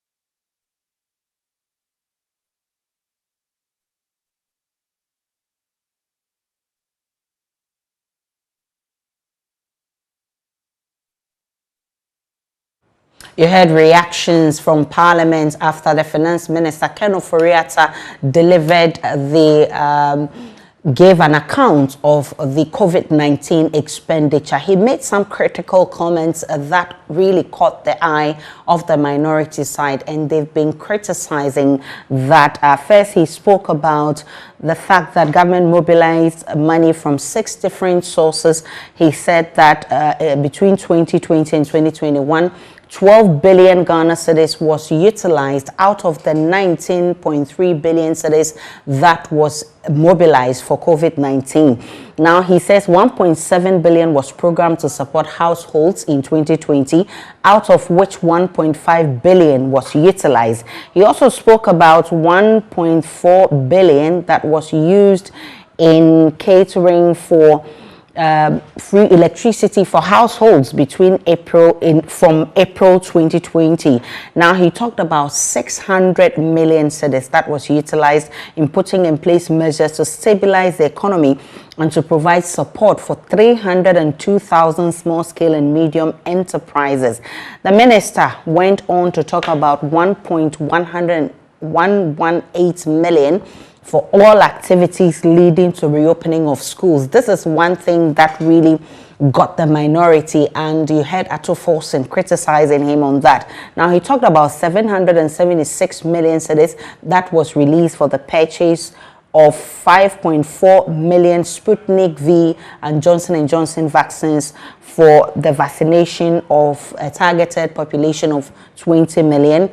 Now, there's been so many reactions coming from both sides.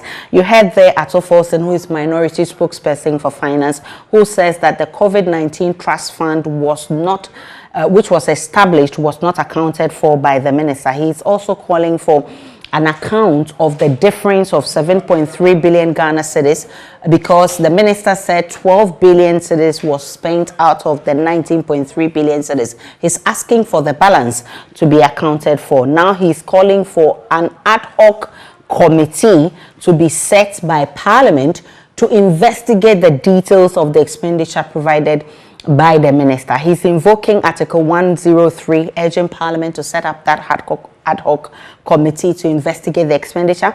Now, you heard the Vice Chair of the Finance Committee, Patrick Boama, who has also been debunking Ato's allegations that there are gaps in the minister's accounts, describing it as very detailed.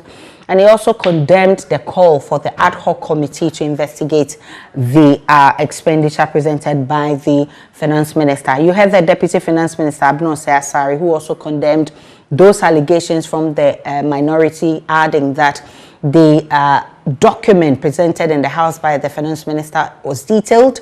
And she says that she actually indicated where they could find answers to the questions they were posing to the minister. Then you heard Afenyo Making, who is the deputy majority leader, also affirming what the deputy minister said, and says that what the finance minister provided was actually, you couldn't get anything better than what the finance minister presented. Then you heard Haruna Idrisu, who is the minority leader. He says that accounting for state funds is very important. The Constitution requires that when you use public funds, you need to account to the people. And he says the minority will not rest until they get government or the finance ministry to account for every peswa that they have used. He even used an Hausa parlance and said that the money is missing. And you could also hear that the majority leader also condemning the minority arguments and saying that the minority was inconsistent in their presentations, and saying that the Minister for Finance actually presented a detailed document, and so that should rest the arguments and the debate out there that government has misused COVID-19 funds. Finally, the House has taken a break for some few minutes and to come back and continue with government business. We can go straight to Parliament and speak with Kwekwa Sante, who is our man following events for us. Right, so we'll take a break. When we return, we'll get more reactions from Parliament. Thanks so much for staying on the Joy News channel. We're going back to Parliament because the members of Parliament are back in the chamber to continue with the work of the House. Before we went, they were debating on the expenditure presented by the Finance Minister, Ken Ofori-Atta. Let's take you live to the Chamber of Parliament, where there's a continuation of that discussion. Shrag and the other state institutions and state enterprises. What the minister does is just making allocations for expenditures. How the expenditures are incurred, the Speaker, it's not the responsibility of the Minister of Finance to come and give account of such to this House. That's why I'm saying to us that this invitation to the Minister, in my opinion, is a bit misplaced. Mr. Speaker, he can give, as my colleagues have spoken to, the broad strokes of the allocations of expenditures. How the expenditures are done in the various MDAs, as I said, including Parliament, it is not for the Minister to come and give account. It's for the various committees of the House. Mr. Speaker, is the reason why I quoted the import of Article 103.3, and to rehash The committees of Parliament shall be charged with such functions, including the investigation and inquiry into the activities and administration of the ministries and departments, as Parliament may determine. Speaker, it provides further that such investigation and inquiries may extend to proposals of legislation. Once we identify some serious mischief, Parliament then could propose some legislation to cure the mischief that we might discover. Mr. Speaker, that is the work of the parliamentary committees. And with respect, Mr. Speaker, the speakers of Parliament do chair the committee, committee for the composition of these committees.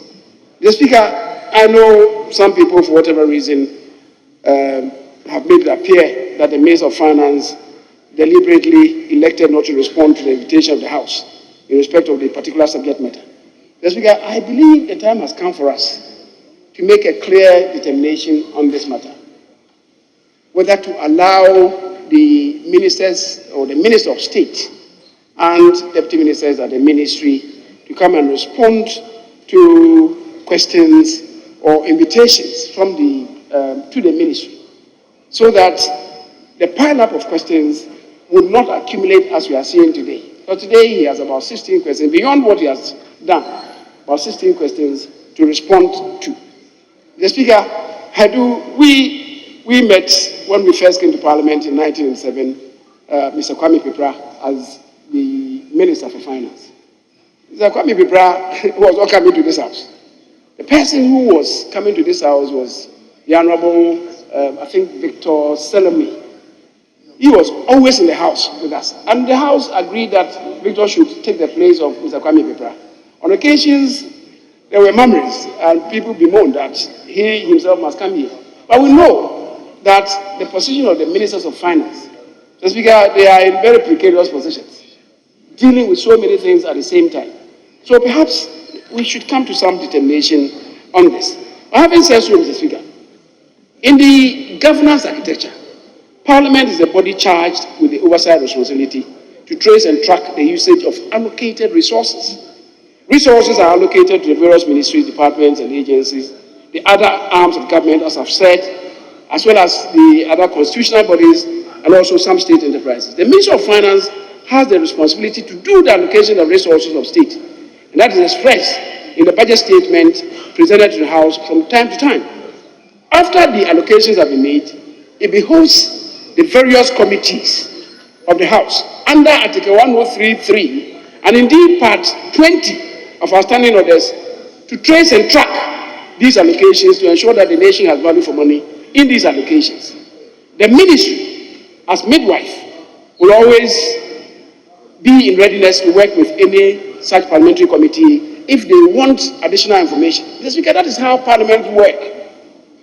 Unfortunately, we must all admit that by the structure of our parliamentary committees, the committees themselves are not strong enough.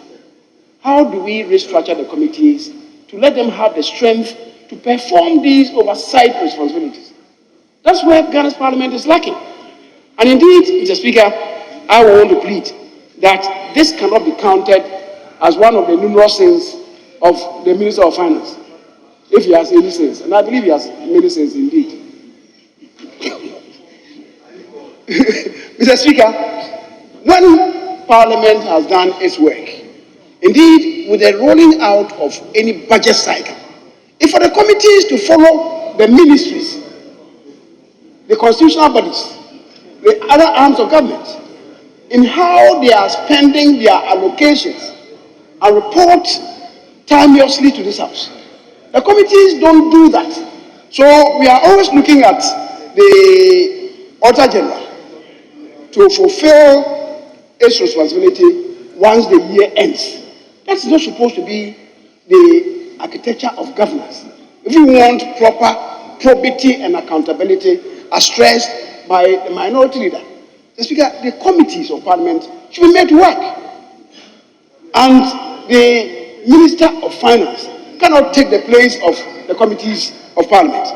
The Speaker, the Auditor General at the end of every year is required to complement the efforts of Parliament by auditing and reporting on the public accounts of Ghana to Parliament, and that is provided for by Article 187(2).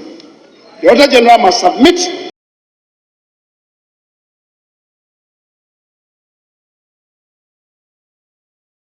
his report of audit to Parliament, drawing attention to any irregularities in the accounts audited in line with Article 187(5). Mr. Speaker, now I'm not oblivious of the imperative of Order 67(1)H, which provides that Honourable Majority Leader, just a minute. Honourable members, in view of the nature of business before the House, I direct that business be held outside the normal prescribed hours. I should direct. Yes, Majority Leader, continue. Mr. Speaker, as I was saying, I'm aware of the imperative of Order 67(1)H, which provides that a question shall not be asked, the answer to which is readily available in official publications. The budget statement that we are all quoting from is an official publication. And Mr. Speaker, the COVID-19 expenditures have been broadly provided for in pages 274 and 275 in the 2021 budget statement and economic policy. Then Appendix 1 of the 2021 mid-year review also provides for this, as copiously quoted from by the Honourable Atuforsen. These are official publications. Mr. Speaker, also on page 335 of the 2022 budget, these pieces of information that we require or we are looking for are provided in these official publications. And our orders provide that if they are provided for in official publications, then we should not ask questions relating to them. Mr. Speaker, beyond that, and with respect to the granular issues at the various ministries, departments, and agencies, the arms of government, including parliaments, as well as the constitutional bodies, as I was saying, I'm afraid the job of tracing and tracking expenditures is that of committees of parliament and not the minister for finance. But notwithstanding, and I believe to set minds at ease, the minister has been here, and for the avoidance of doubt, he has come to provide the information, the relevant information to us. Mr. Speaker, I think for the umpteenth time, it's important to go back to bullet 6 of the information that the minister provided us, because some fetish is being made about some inconsistencies in figures that have been quoted by the President, the Vice President, and indeed the Minister of Finance. Mr. Speaker, it is abundantly clear that what people are referring to as the shortfall is provided for in bullet 6. And for the avoidance of doubt, Mr. Speaker, let me quote what the Minister said to us. He said, furthermore, during the presentation of the 2020 mid-year fiscal policy, I indicated that the supplementary request included a program funding of 19.3 billion from the various funding sources to support the budget, both directly and indirectly. On the expenditure side, an amount of 11.16 billion was programmed for COVID-19 related expenses. Details are attached as Appendix 1. The difference of 8.14 billion Ghana cedis was programmed to provide for shortfalls in revenue. So when people talk to that there is a shortfall that has not been explained, Mr. Speaker, it is here in bullet 6. Why are people elected to just close their eyes over this? Why? Mr. Speaker, clearly it's a deliberate attempt to position the minister and cause disaffection for him. That's trying to cover up. There's no cover up. The answer is here. Read and you see. Mr. Speaker, so it's much ado about nothing. Now, as I have said, Article 103(3) provides for the setting up of committees. Now, people are calling for the setting up of an ad hoc committee. What's the business of an ad hoc committee in this? Mr. Speaker, our orders provide in Order 191 Let me quote Order 191.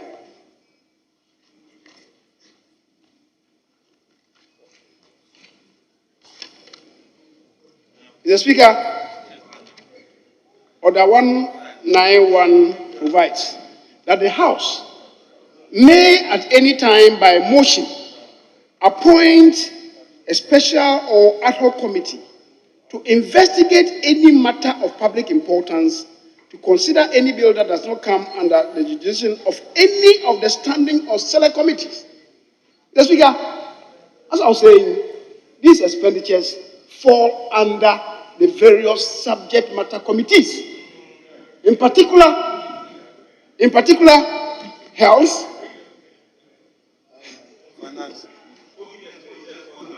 Mr. Speaker, COVID expenditures were incurred by Parliament. COVID expenditures were incurred by the Ministry of Health, the Ministry of Education, the Ministry of Health, even Finance. Mr. Speaker, so these committees must be liberated to work and do better work. And when they have finished, they will submit their reports to us. So they are covered. They are subject matter committees that have the responsibility of tracing and tracking these expenditures. And if there are subject matter committees that can have responsibility, why can't we ask for the setting up of an ad hoc committee? Mr. Speaker, as far as I'm concerned, it has no basis. It has no basis. So, Mr. Speaker, I think we should, as I've said, liberate the relevant committees to work and bring us a report. If we want to have the reports, because there are so many matters that must be done, Mr. Speaker, we can, like we did with the committee that we charged, the Defense Committee, to go into the shooting incident. Mr. Speaker, we can say to them, Parliament is adjourning, I guess, on the 26th or 27th of July. We can then say that these committees, the relevant committees, must trace and track their locations with respect to COVID and report to us, maybe within 2 weeks, or maybe not exceeding 3 weeks. The Speaker will be doing justice to this House, rather than saying that we should set up an ad hoc committee. I don't see the justification in this at all. Having said so, Mr. Speaker, I believe we should express our gratitude to the Minister for responding to this House to give us the briefing that he has served to this House. I believe anybody who has listened to us objectively and conscientiously will know that the Minister has not made any attempt to hide anything. He's come out with the truth and nothing but the truth. Mr. Speaker, if there are any other matters, can we refer them to the various committees to continue further inquiries and investigations so that minds will be set at ease? And Mr. Speaker, if indeed something untoward has also been done, they are not about to forcing me saying that we should do a reconciliation of the committees. I don't know what this is not an appropriations committee. It's not an appropriations committee. So, Mr. Speaker, I thank you for the opportunity granted, and I believe that from now on we shall leave this House in peace and with the understanding that indeed the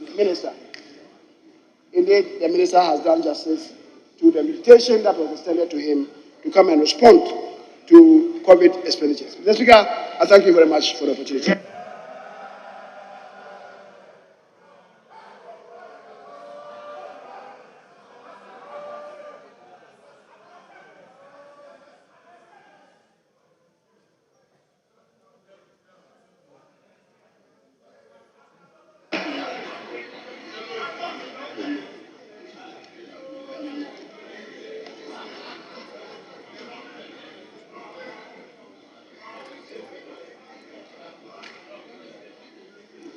Honorable members,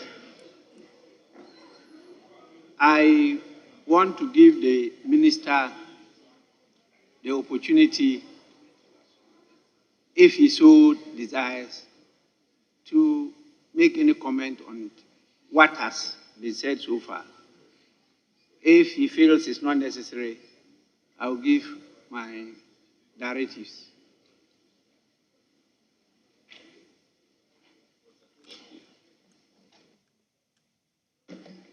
Thank you very much again, Mr. Speaker, and really want to take the opportunity to thank members for this invitation.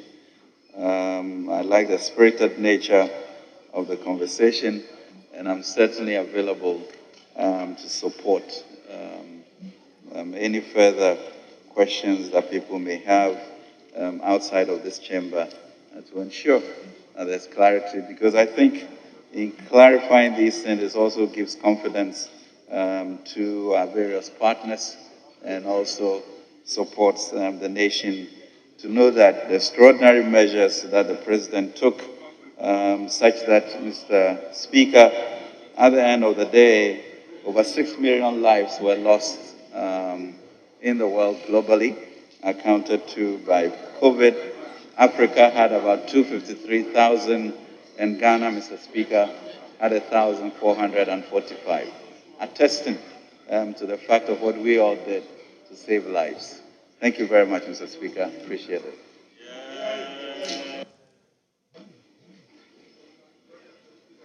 Honorable members,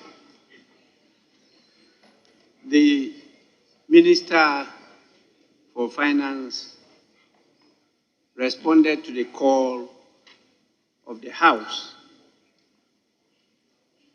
to account for the utilization of the COVID-19 funds. The Minister has accordingly responded to that today through a statement under our Standing Order 70.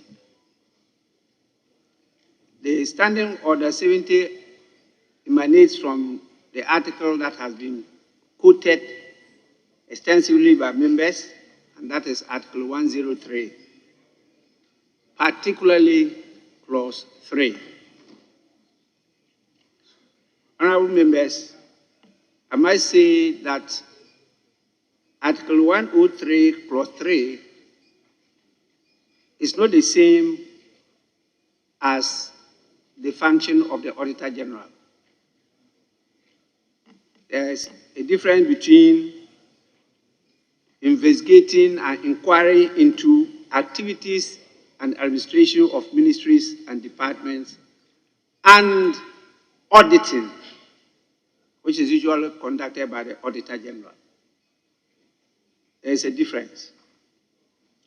And so we cannot say that because the Auditor General is going to audit accounts, Parliament is disenabled from going into, by way of investigation and inquiry, into the utilization of the COVID-19 funds. And so we have the mandate to do so.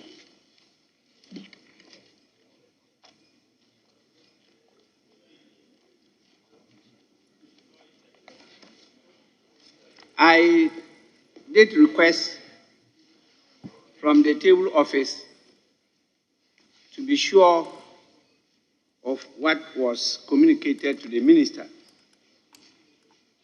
Because when you look at the order paper today, that is item 7 on the order paper, it says statements. Minister for Finance to brief the House on COVID-19 expenditure by government. But the directive was for the minister to appear before the House to account for monies approved by Parliament for utilization on COVID-19 relief programs. And so you have to amend the order paper accordingly. It is not for him to come and brief the House. It's for him to appear to account for monies approved by Parliament for utilization on COVID-19 relief programs. So the minister has accordingly, according to the mandate of the ministry, given us the broad lines of the monies that they have released to the various ministries, departments, and agencies for the purpose of us countering the onslaught of COVID-19 in 2020, 2021. I didn't see figures on 2022, even though I know COVID is still on and there's still expenditure. At the end of the day, the comments of members are calling for, some members are calling for the House to set up an ad hoc committee to investigate and inquire into this matter. I am persuaded by those who believe that we have already existing committees that can carry out this function. I believe from the comments that there are still a lot of gaps that we need to throw light on. Honorable members, apart from the figures that our attention has been drawn to, between what he said today and earlier statements which are contained in documents, I also think that the paragraph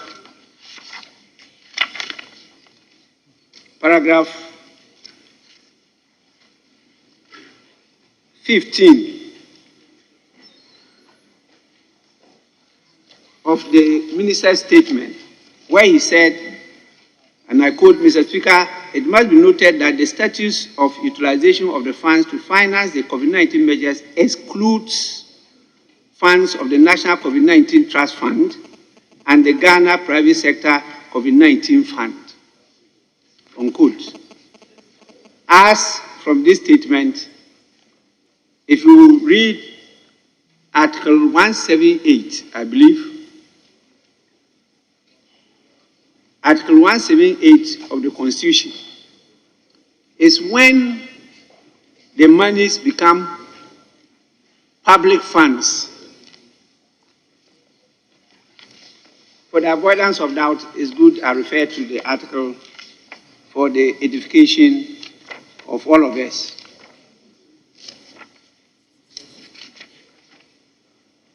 But before I even mention 178, when you read Article 175, it says, the public funds of Ghana shall be the consolidated fund, the contingency fund, and such other public funds as may be established by or under the authority of an act of parliament.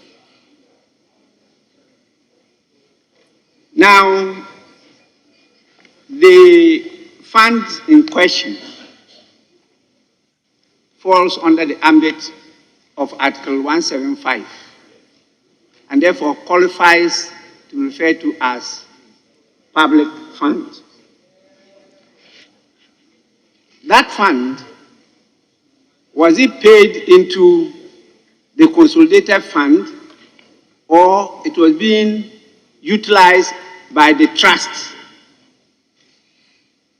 In that case, if it was not paid into a consolidated fund, it will not be possible for the Ministry of Finance to account for that, which meant that the trust will have to account for the utilization of that fund. This means that there's still the need for further investigation and inquiry into this matter. The 178 talking about withdrawals. No money shall be drawn from the consolidated fund except the relevant one is 1781 B Roman 4. It says no money shall be drawn from the consolidated fund except B, where the issue of those monies has been authorized, Roman 4, by rules or regulations made under an act of parliament in respect of trust monies paid into the consolidated fund. And as I said, from the statement, one cannot tell whether it was paid into the consolidated fund or it was received by the trust and kept by the trust, and the trust itself was expending it. And so we need to go beyond the minister and to get in touch with the trust to be able to unearth these things. And therefore, there's a need for further investigation. It's with this adarate that the Committee of Finance, ably supported by the Committee of Health, should investigate and inquire into the total receipts referred to as COVID-19 funds and how those funds were applied for the betterment of the people of this country. Definitely, we know without those funds, I don't know how many of us would have been alive by now. And we are lucky as a house that 275 of us survived. At least a number of us were caught by it, including the Minister of Finance himself, even though he's not a member of the House. We lost some good Ghanaians, quite painful, but at the end of the day, we performed far, far better than many, many countries in the world. Some parliaments lost members of parliaments. Some countries lost ministers. Some lost judges. And so many other important dignitaries, both traditional and social. And so some work has been done, but that doesn't justify that we should not perform our function of ensuring that the money was utilized efficiently, effectively, and economically. It's very, very important for us to do that, to allay the fears of Ghanaians. And this matter is of serious public concern. And so this, I want to add that the committee should expedite action on this matter. You now know the ministries, the agencies to invite, including the Ministry of Finance. They have given us, for us to look at the figures between the ministry and that of the presidency and the others, try to reconcile them, and also now go into the details of the expenditure of the monies that the minister has released to the ministries, departments, and agencies. It's with this, I want to commend members for a very spirited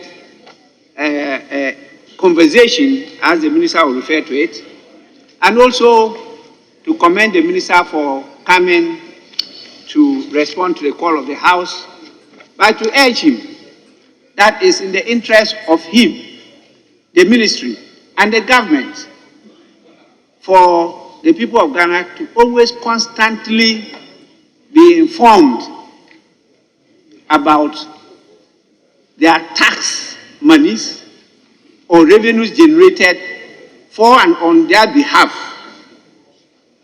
There is no witch hunting in these matters. That's one of the very effective tools of good governance. And I'm happy the minister has come to respond to it. I also agree that the minister has a lot of work. And that is why this House always accepts representation.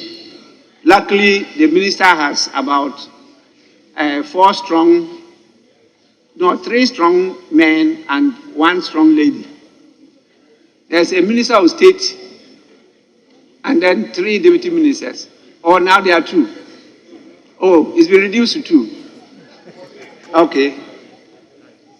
Yes, my friend, honorable member for Obuase, is no more a deputy minister. He is the chairman of the committee now. So he lost out. So we now have the Minister of Finance with a Minister of State and 2 deputy ministers.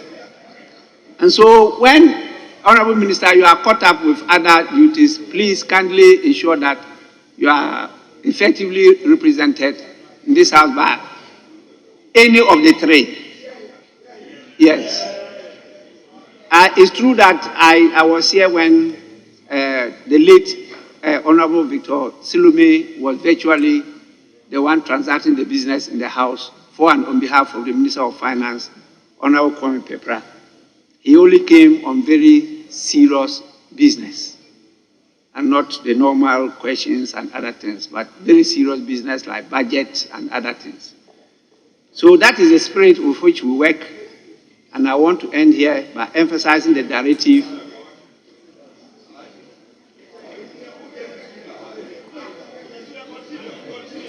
Yes.